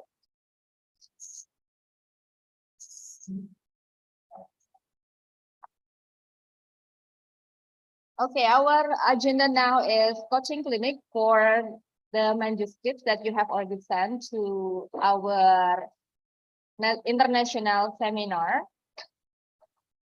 So here we have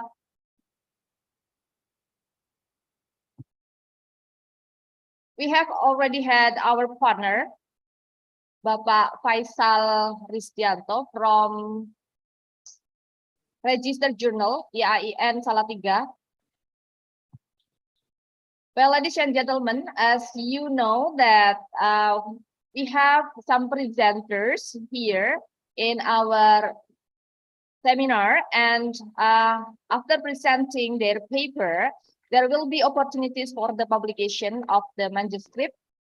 We have some journals that we have operated with. They are EduLite, English Review Journal, and then Registered Journal, Script Journal, Notion, and English Factor. And how can we actually publish our paper to one of these journals, or maybe to the proceeding? So today we are going to have some information about that. How are the steps, and how can we choose one of the journals? So here I would like to give the opportunity to Bapak Faisal Ristianto to explain more about the publication, please. Okay, thank you very much. Assalamualaikum warahmatullahi wabarakatuh. Waalaikumsalam warahmatullahi wabarakatuh. Okay, good morning, everyone. It's Good very Morning. yeah. Okay, it's very happy moment of seeing all of you, the participant of the International Conference of English Language Teaching. I'm Faisal Risyanto from IAIN Salatiga. I'd like to share, to introduce and to share how to publish in my journal. Yeah, I'd like to share the material. Yeah, the profile of registered journal. Yeah. Before that, I'd like to share on the material on I've prepared the PowerPoint. Yeah, I will share it on the chat box. Yeah, you may see the what is the profile of the journal. Okay. In this short moment, I'd like to share that registered journal is a journal which it is indexed in SC WOS, SC Web of Science, and Sinta 2. Yeah, you may find on Google. Yeah, on Google, but you should be careful because sometimes there is a wrong link. Yeah, wrong link. It should be this one. Journal register yang Salatiga Acit. Yeah, because sometimes it is ICIMS blah blah blah because I do not know about the IT. Sometimes wrong link of the URL. Yeah. Okay, register journal is an open access peer review international SC Web of Science, emerging sources citation index of Web of Science, and then it is Sinta 2. Yeah, effective until 2025. If you want to get published in the journal, you should understand the, what do we call the focus and scope. Yeah, the focus and scope, it deals with functional linguistic and English language teaching. Sometimes many articles submitted to registered journal, it is interesting, but it is not ELT. Yeah, it is about teacher education. It is about curriculum. It is not the focus and scope of registered journal. So sometimes we reject that, yeah, because we think that it is not in line with the focus and scope. So this is the focus and scope, yeah. Yeah, the focus is to publish research articles that explore linguistic theories, language and communication, English, ELT, and daily language usage in education. Yeah, so it should be a kind of practical thing. Yeah, it should be a functional matter, not a theory. Blah blah blah. Okay. The next, the author guideline. You may find the author guideline. You may read the IMRAT outline. IMRAT means introduction, method, result, and discussion. Yeah. You cannot put a kind of a literary theory because literary theory belongs to introduction. Yeah. So you should stick to the template. Yeah, template. You may find on the website. I will show you how to find it because many of the author they submit article without following the templates. Yeah. Okay, this is the registered journal. You may find on this part. Yeah. You may click this article template. Yeah. You may download the template and you should follow this one. Yeah. Following the template, the font size, yeah, the paper size, and also what you should mention on introduction. On introduction, you should mention the novelty, novelty and theoretical contribution, and you should have a good grammar on your writing. You should mention the research method and then result and discussion. Yeah. Sometimes author mention lots of results or the finding, but very less discussion. Yeah. So we reject article which has no contribution for the word academia. Yeah. So novelty is something that is very important that should be available on the writing. Yeah. And the reference should be 30 under 60 references and 40 until 80% taken from reputable international journal using APA 7 edition. Yeah. Okay. Okay. Next, dealing with the journal. Yeah. After following template, and this is the example of the published article. Yeah. Yeah. If you follow the template, you will make happy the editor. Yeah. Because if the an author doesn't follow the template, it will make difficult. Yeah. It will make difficult for the editor and lie author. Yeah. So make us happy by following the template. Okay, I will show you the recent development dealing with the archive. Yeah, for the 15th volume, number 2 of 2022, there are 3 accepted article. Yeah, there are 3 accepted article for December. Usually we publish before the time of publication. If it is December, usually on October or November, it will be available for 8 articles. Yeah. If we see the user home, yeah, I am the editor. There are 4 in review. Yeah, 4 in review, so that there are still maybe one chance for one author. Yeah, but the for in review, it means it doesn't mean that it already accepted, but it's still under the tight review process of the reviewer from foreign countries and also from our countries. Okay, the next, I've got the other journal. It is not Sinta 2, but Sinta 4. Yeah, Sinta 4, the GOPR, Journal of Pragmatic Research. And the scope is pragmatic, pragmalinguistic, socio-pragmatic, sociolinguistic, research analysis, stylistic anthropology, communication studies. Okay, this is the GFA, Guide for Author, you may find on the website. And then this is the template, it's quite different. And then this is the example of one article from Malaysia, which is accepted in Journal of Pragmatic Research. Yeah. You may find on the archive. You may see this one, the archive. On the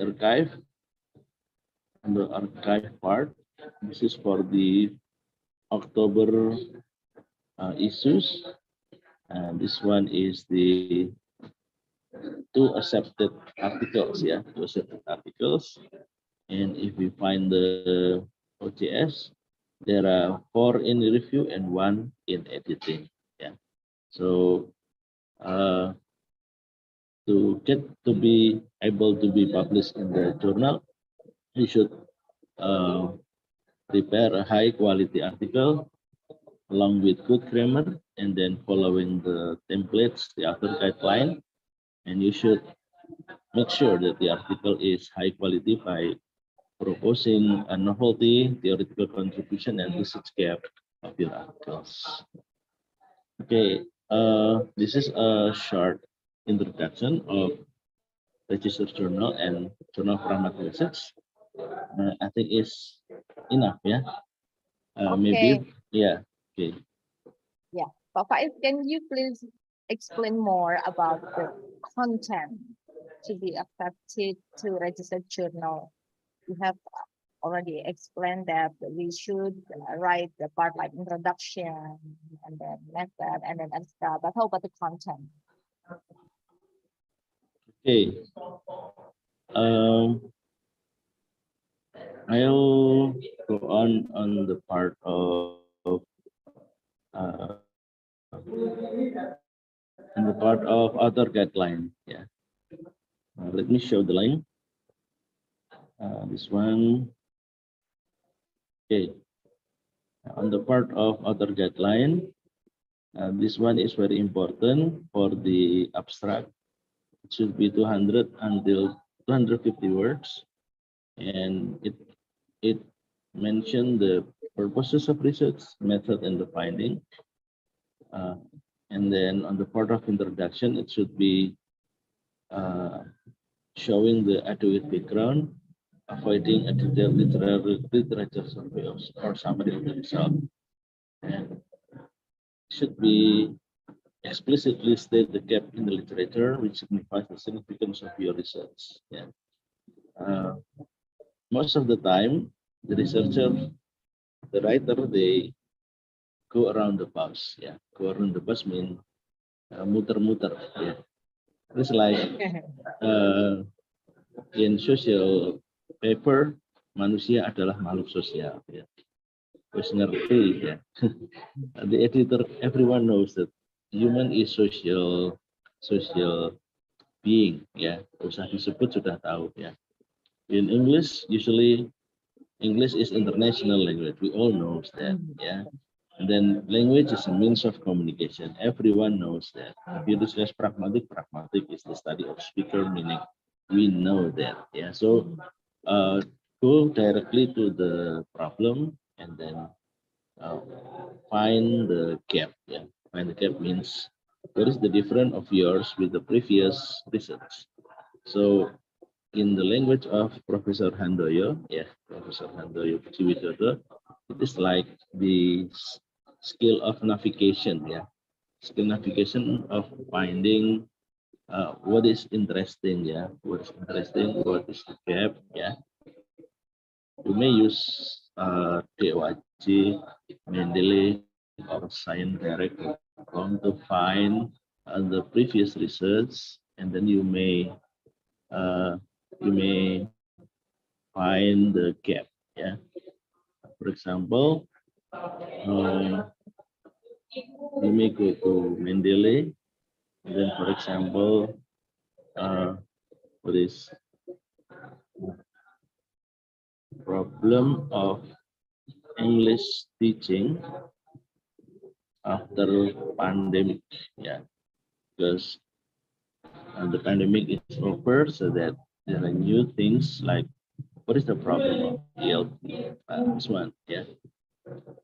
Ready for online, exploring EFL teachers, ICT acceptance, and ICT literacy during COVID-19.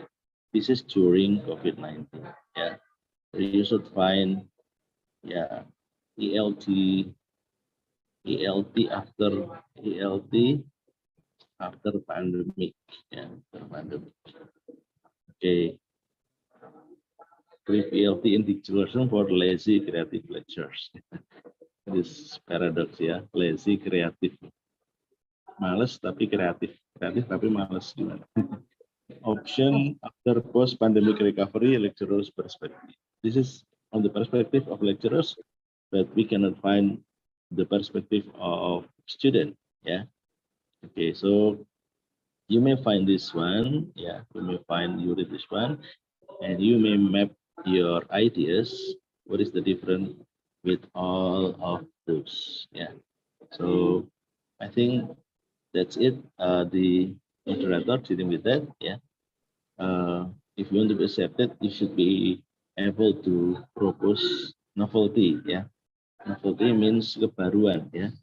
Kebaruan, something new on your paper. Yeah. Okay. I think it's some of the tips. Yeah. Some of the tips that I can share to you dealing with how to be published, yeah, in the journal. Okay, how about the review process? Uh, the review process usually it is about for 1 month for initial review, yeah, 1 month for initial review, and after there will be a editorial team who select the article. Is it in accordance with the focus and scope, yeah, and also the quality, yeah, the quality of the article. Yeah. So there will be initial process, yeah, whether it is proceed, whether it is rejected, yeah, and you should patiently wait, yeah. Okay, this is the I will show you on the screen. I'll show you the what is alur, ya, alurnya.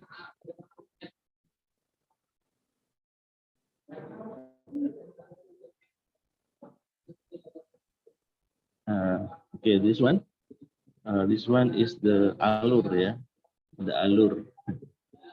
Okay, so on the initial review, usually the editor will check focus and scope, novelty, the contribution, similarity check, yeah.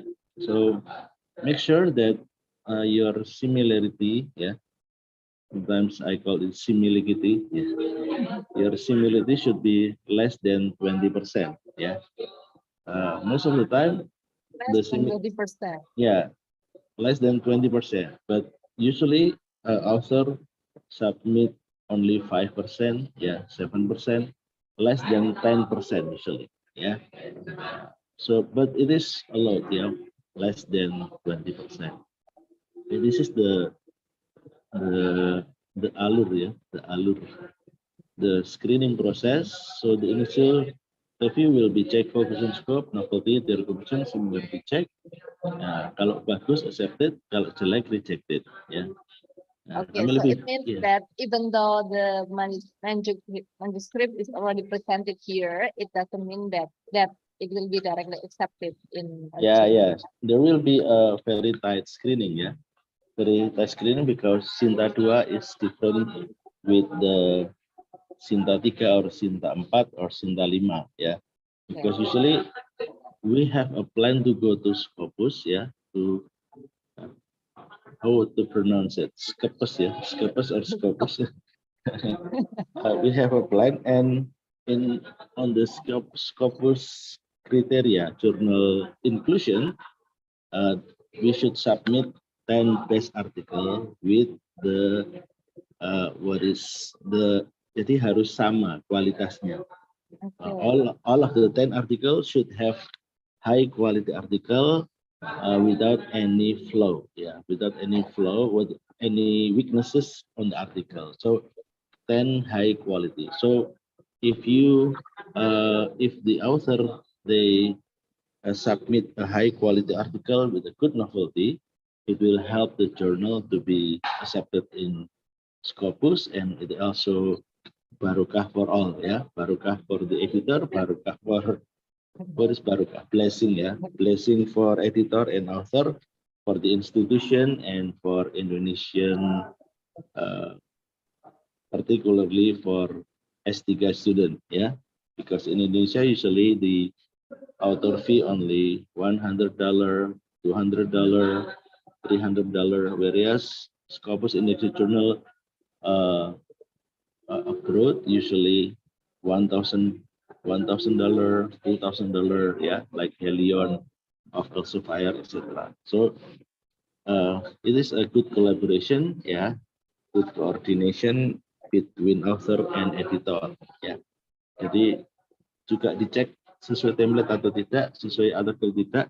Nah, there will, and then the next process will be, if it is proceed, there will be section editor, and editor will give you suggestion of the template, of the language, of the what is the kind of technical matters, And then for the substantial method, it will be reviewer 1, reviewer 2, and then if both of them say yes, it will be LOA, letter of acceptance. If there is one of the reviewers saying no, there will be third reviewer. Yeah. Okay. So LOA will be, it takes time for maybe 3 months until 6 months. Yeah. Usually 3 months. Yeah. 3 months of the process. Yeah. And many times I've got message in my WhatsApp. Yeah. A student of S2. Yeah. To say that saya mau sidang Pak, tolonglah saya Pak, bulan ini Pak, bisa nggak keluar LOE-nya Pak, gitu. Atau bayar dulu Pak, bayar dulu baru LOE. Ya, saya kira itu adalah ide yang sangat aneh karena kami bukan predatory jurnal ya. Kalau kami predatory, oh alhamdulillah. Predator bilang alhamdulillah ya nggak benar ya. Ya jadi we cannot accept a kind of LOA along with a kind of bad practice like that. So every author, they should follow the guidelines. Even though it is a lecturer from my own university, my institution, he or she should follow the guidelines. And some of them have rejected from the journal. Yeah, even though it is from my own institution, if it's not good quality, I will reject that article. Okay. Yeah. Okay. Quality guaranteed. Yeah. Now there's a question here. How many references are required at least? Yeah, at least 30 references. Yeah. 30. Yeah, references at least. Yeah. 30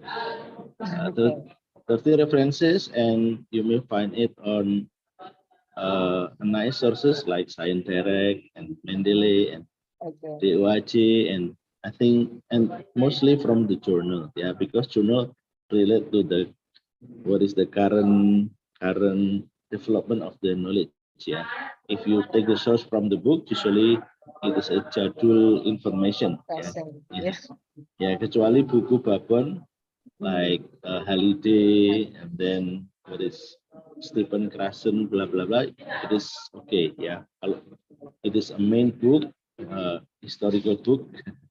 A book of the main book is okay, but for most of the references should be from the journal. Yeah, and you should follow reference manager. You should use a reference manager like Mendeley or Zotero. Yeah, Zotero, so that it will be very neat, very good in the performance of the article. Okay, now how about the publication charge if the paper is accepted? And when is it paid? Yeah, dealing with the author fee, it is 1.5 million rupiah. Yeah, 1.5 million rupiah, 1,5 juta. Yeah, or it is $105. Yeah, $105. 50% of the ABC will be for proofreading service. Yeah, proofreading service. Yeah, I've got the one of the language service is Dr. Saadullah Hanif from Morocco. He is English lecturer in Morocco. He is good in Arabic and also English because he is graduated from Washington University of America. Yeah, so 50% of the ABC will go on the proofreading. Yeah, because if one journal, if you want to be published in Scopus, there should be a good grammar. Yeah,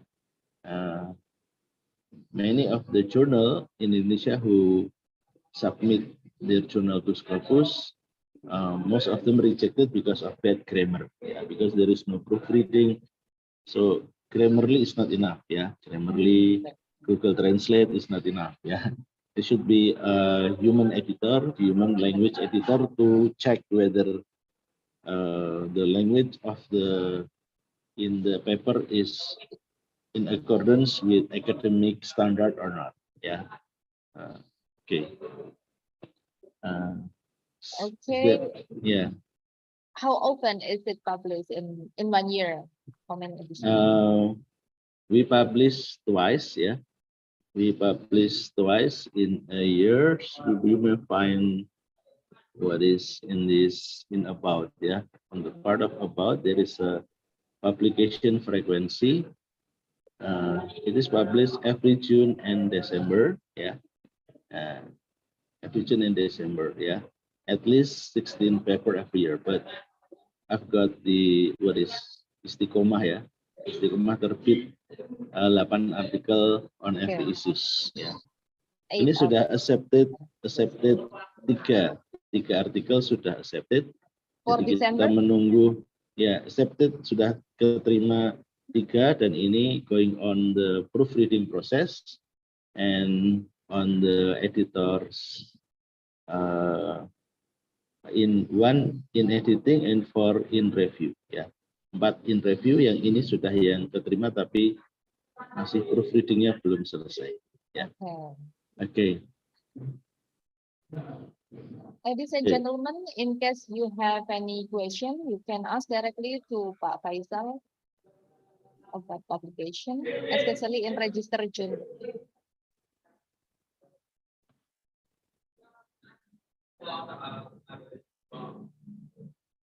Ada pertanyaan mungkin? Silakan.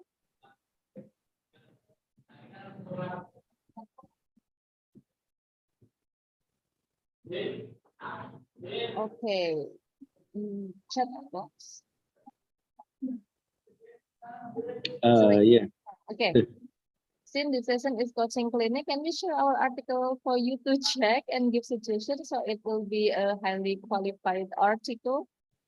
Oh, what do you think, Pak Faisal? Do we have enough time for that? Sorry, I do apologize that I think it goes on the committee, yeah. I think Yeah, the committee you may make consideration whether the article is good quality for the journal or for proceeding, yeah. If it is proceeding, it will be different, yeah.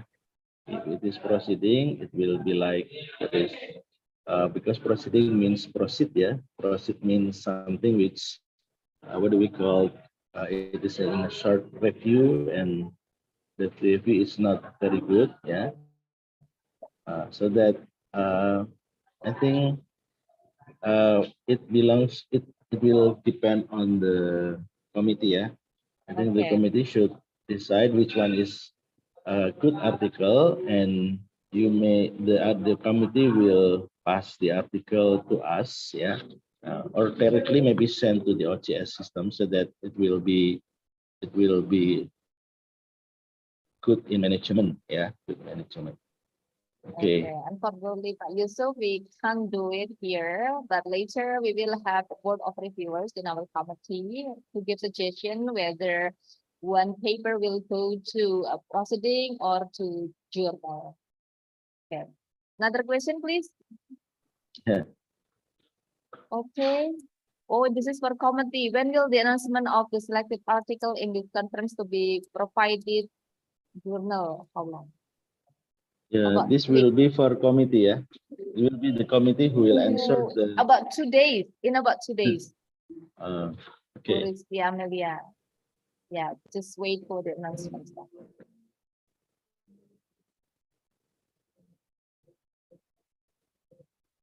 If your paper is accepted for review process, and then there will be some request for revision, then it will be sent back to the author for the revision. Okay, another question. Still about publication, especially for registered journal. So this is a very good opportunity for you who want to publish your paper in Sinta 2 journal, especially journal Sinta 2, ya.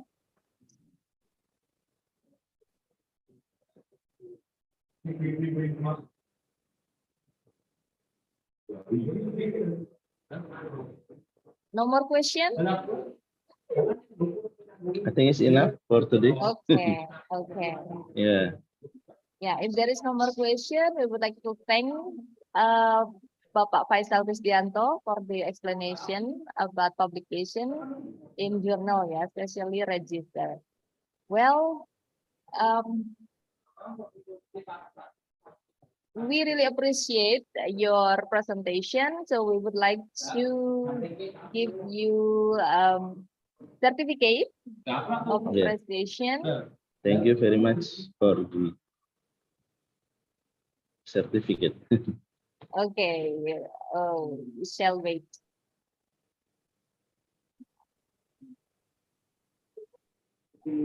How many participants of this conference? About 142. From all around Indonesia. From Yes. all around Indonesia.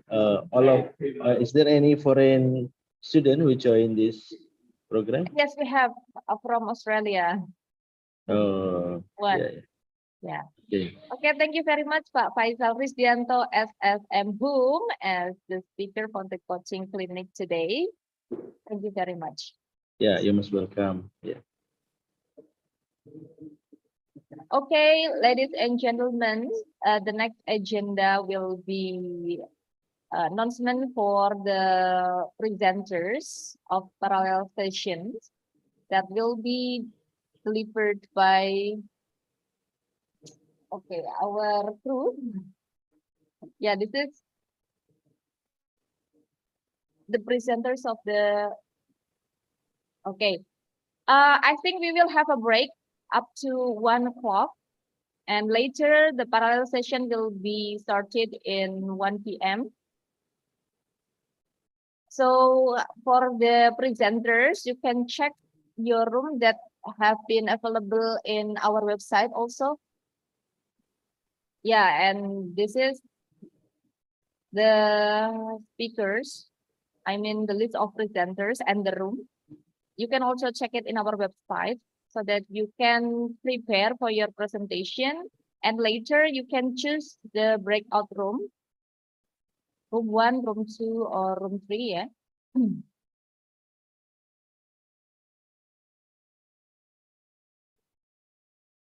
Okay, I think that's all from me for now on. See you again at 1 p.m. Yeah, thank you. Wassalamualaikum warahmatullahi wabarakatuh. It's for break time.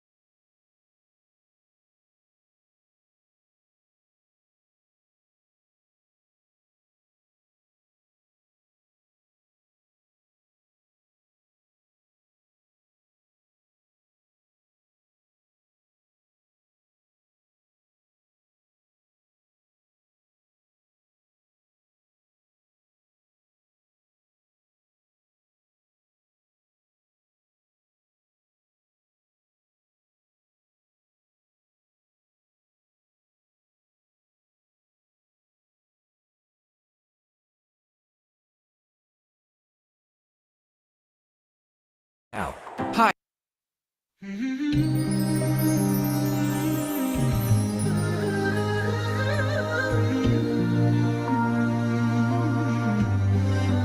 شفتيكم بلسما يمحو الأنين وسعادة للآخرين ذا رحمة.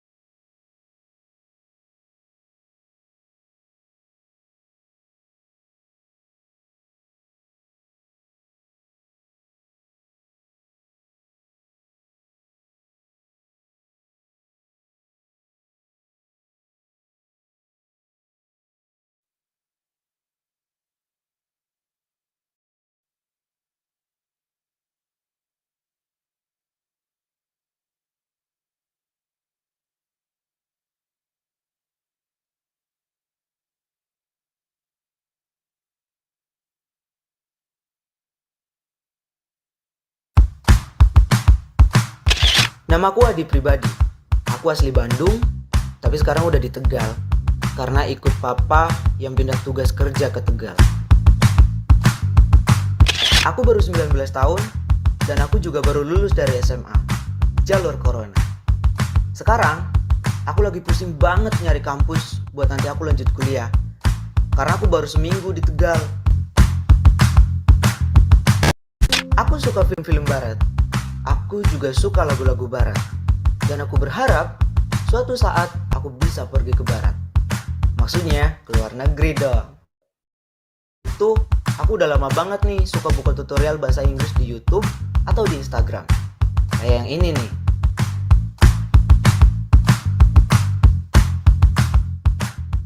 Oke, tahu nggak sih ternyata bahasa Inggris itu bisa memperkaya kita.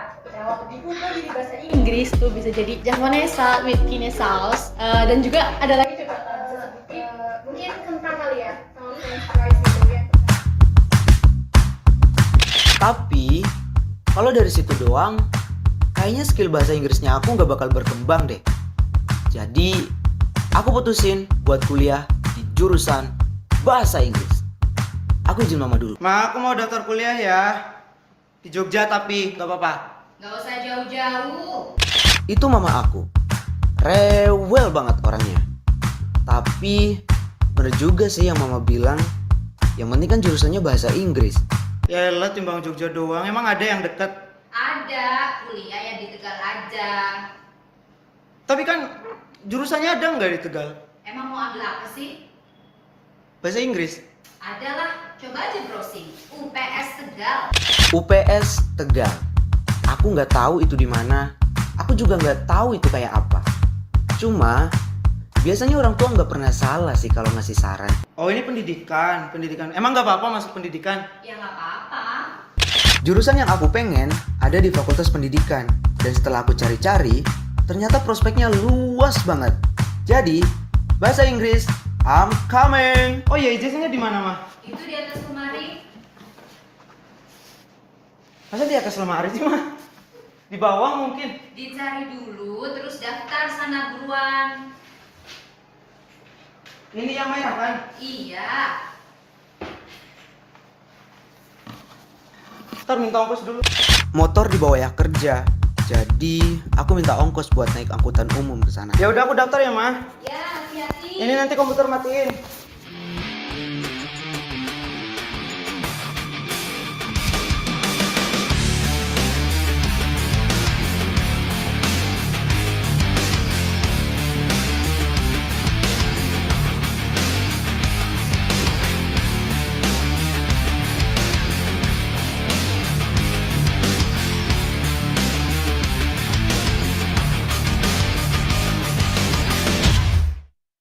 Seminggu di Tegal, seminggu juga gak keluar rumah. Dan sekarang, aku mau keluar rumah. Tapi aku lupa kalau ini Tegal bukan Bandung. Aku lepas jaket, ternyata lumayan panas. If this life is one act, why do we lay all these traps? We put them right in our path when we just wanna be free. I will not waste my days making up all kinds of ways to worry about all the things that will not happen to me. So I just let go of what I know I don't know, and I know I only do this. Bapak tadi bilang, kalau mau ke UPS bisa pakai elf, angkot, atau ojek online. Easy and breezy, with peace in my mind, with peace in my heart, with peace in my soul. Wherever I'm going, I'm already. Di jalan, aku sempat ngobrol sama supir. Dan ternyata angkot yang aku tumpangi itu salah jurusan. Kesel sih, tapi ya udah. Jadiin pelajaran aja karena pertama kali juga. I let my past go past, and now I'm having more fun. I'm letting go of the thoughts that do not make me strong. Pas aku turun di jalan karena salah angkot, aku lihat ada orang yang jualan es di pinggir jalan. Karena aku haus, aku beli deh itu esnya. Ternyata itu adalah es teh poci, teh yang sangat terkenal di kota Tegal. Mungkin ini salah satu ciri khas kota Tegal juga sih. Numpang nanya sekalian, Mas. Kalau UPS Tegal di mana ya? Di PAI. Berarti kalau dari sini enaknya pakai, kalau dari sini enaknya kemana? Ke sana apa ke sini? Ke sana pakai ojek online aja. Pakai ojek online. Udah ada akses ojek online di sini. Udah ada. Oh, berarti pakai ojek online. Berapa tadi? 5.000. Aku nggak tahu ini udah deket apa masih jauh. Cuma biar lebih pasti aja, aku pesan ojek online akhirnya.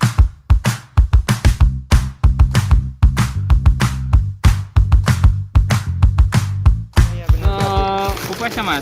Iya benar, UPS Tegal. Mau ngapain ke UPS, Mas? Mau daftar. Baru mau daftar kuliah. Di jurusan apa?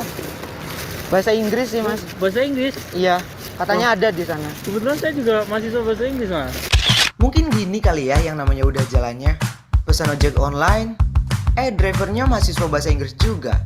Emang dunia itu sempit banget dan semuanya udah diatur sama Tuhan.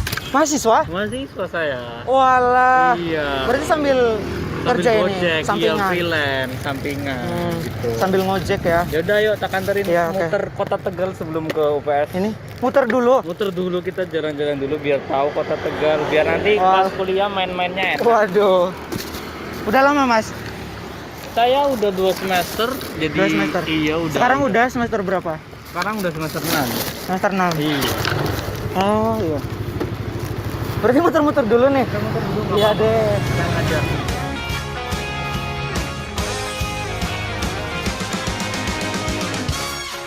don't know why you think that you could help me when you couldn't get by yourself.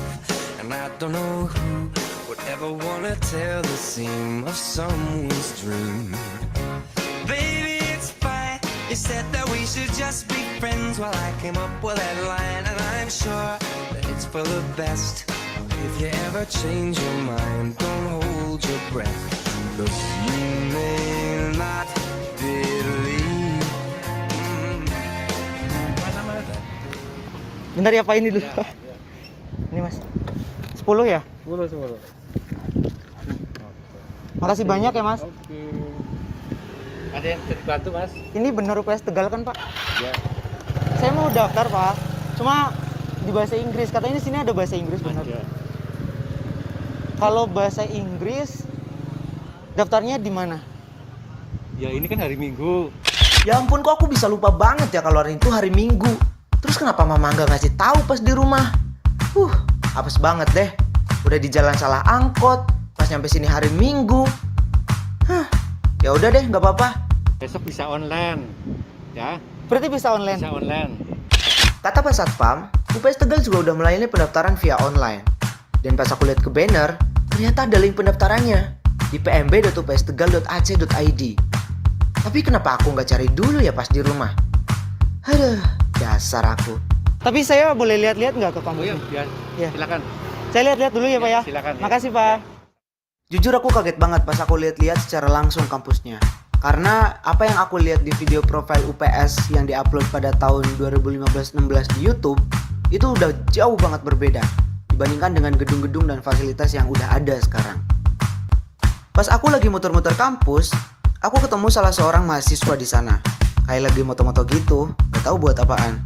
Dan ini kesempatan buat aku nanya lebih dalam tentang PBI. Kali aja dia tahu tentang PBI. Oh, kebetulan saya juga mahasiswa bahasa Inggris, Mas. Nah, kan bener dia tahu. Malah katanya anak bahasa Inggris. Jadi ini kesempatan buat aku nanya-nanya. Kalau enggak, kayak media PBI itu ada nggak sih biar saya itu jauh lebih tahu gitu PBI kayak gimana? Oh, ada banyak. Salah satunya Instagram. Oh, di Instagram ada akun? Ada. Nama akunnya apa? PBI UPS_official. Oke, sekarang aku udah tahu tempatnya. Udah tahu jalannya, udah tahu kotanya, udah tahu beberapa mahasiswanya, dan kayaknya aku lihat di Instagram aja deh nanti kegiatannya. Tapi kalau dipikir-pikir, hari ini tuh unik banget ya. Apes ini lupa hari Minggu, tapi ada untungnya. 2 kali berturut-turut ketemu mahasiswa PBI yang jurusannya sedang aku cari-cari. Emang ya Tuhan itu adil banget. Mungkin ini udah jalannya kali ya.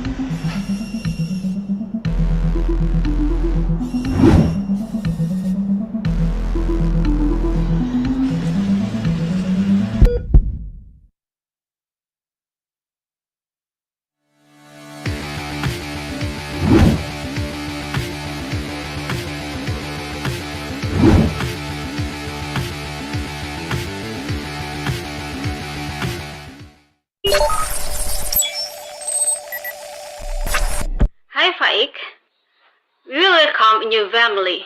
So I need you and your team to help me bring them to see the world of the cameras and to assist our activities. Can you? Copy. Deal.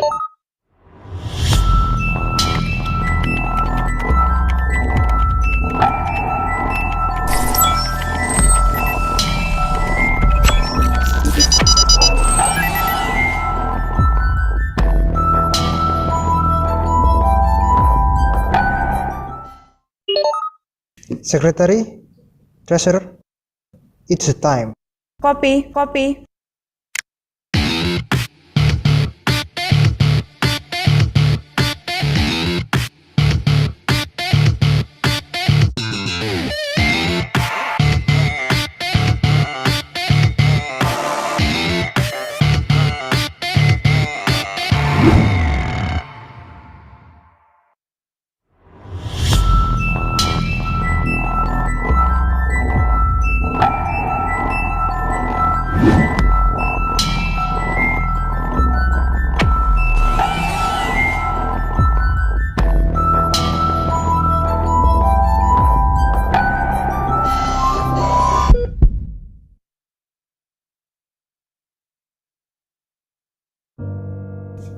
Have you organized the team? Done. Okay. You bring the puzzle? Here. Good. Yeah. Share them.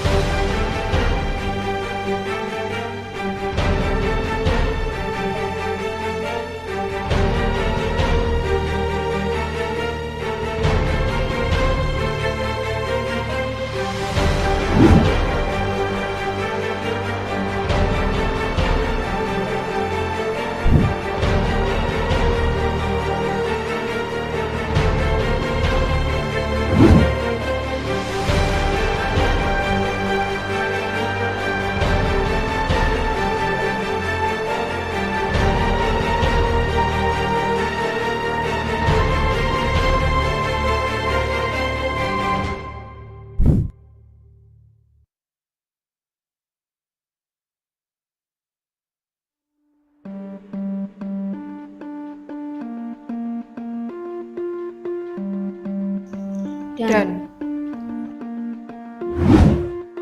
Okay. In English Student Association, we have a lot of events such as orientation, English camp, English contest, and community service. Are you guys ready? I am. Absolutely. Ready for real? Why not?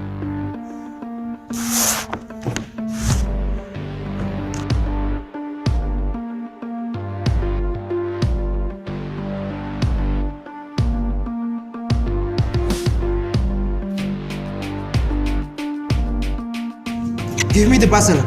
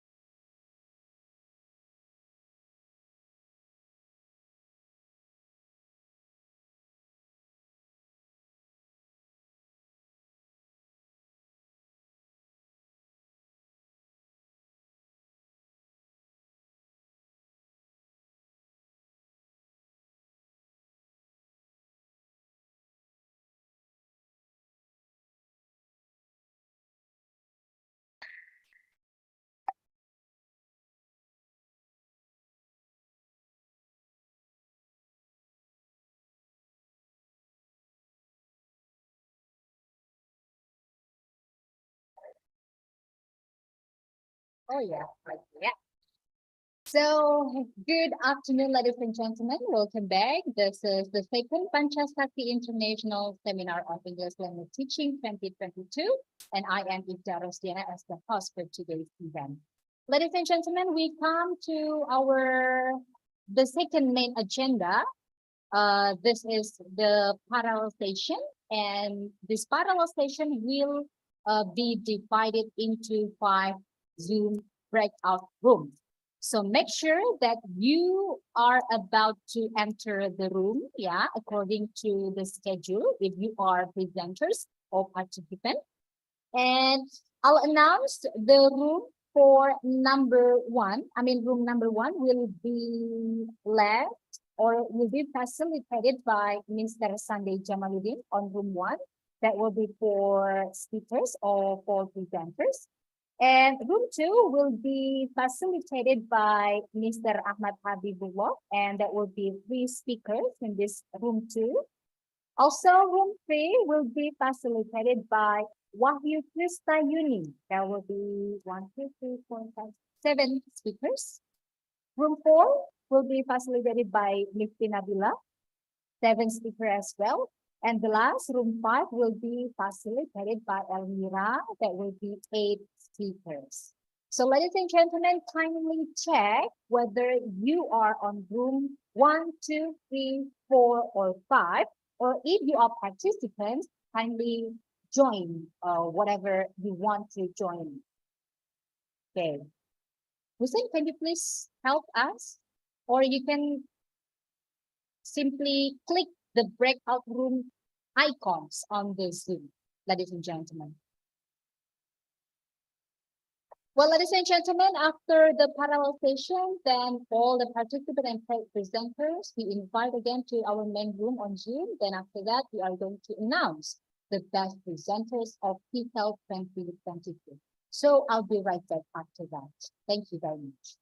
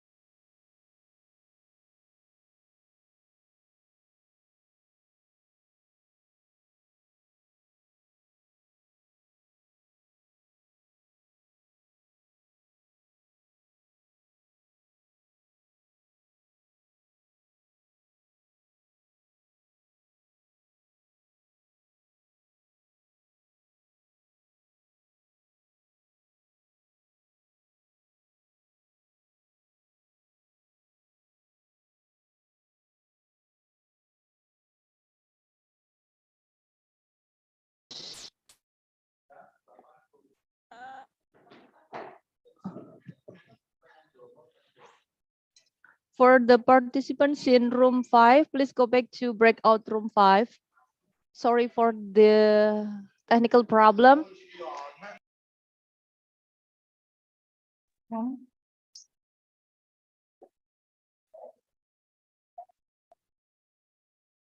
aku udah selesai. Yang belum selesai, room Yeah, berapa? room 5. Room 5. Yeah, ladies and gentlemen, dear presenters and participants, please kindly join again the breakout room 5. We haven't finished yet. Okay. Dear presenters and participants, please return to room 5 because we haven't finished the presentation yet. Thank you.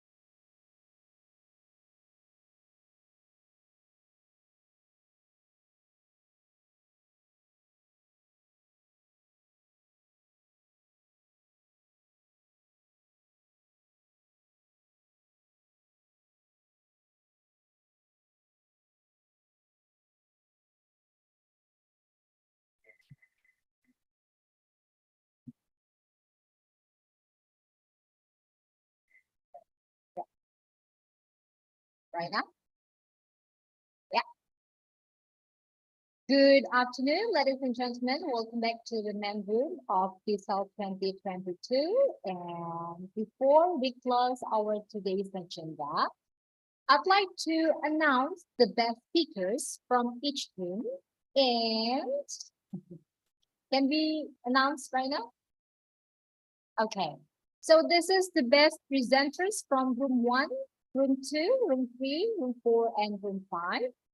And the best speakers for second Piselt 2022 goes to room 1, Yusuf Al-Arif from Universitas Lambung Mangkurat Banjarmasin, Borneo, South Kalimantan. Congratulations. And then next, we still have 4 more best presenters. It goes to Emilia Ninik Adyawati from Sugya Pranata Catholic University. And then we have Aska Shifaul Nikmah from room 3. Congratulations, Aska. Next, from room 4, it goes to Ahmad Hussein as the best presenter. Our dear student Ahmad Hussein, congratulations. And the last room, it goes to Norman Esa Ibadillah. Congratulations for all the best speakers. And also I'd like to send my gratitude.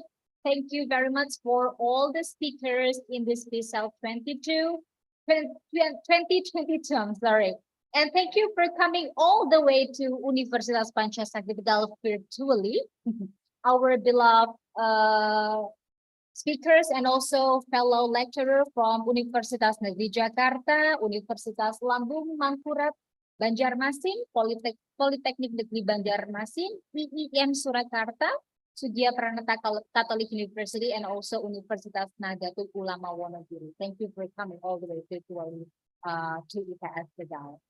So, ladies and gentlemen, this is the end of our agenda of Piselt 2022. I am looking forward to meeting you again in the next Piselt 2023. Thank you very much. Goodbye. Assalamualaikum warahmatullahi wabarakatuh. Waalaikumsalam warahmatullahi wabarakatuh.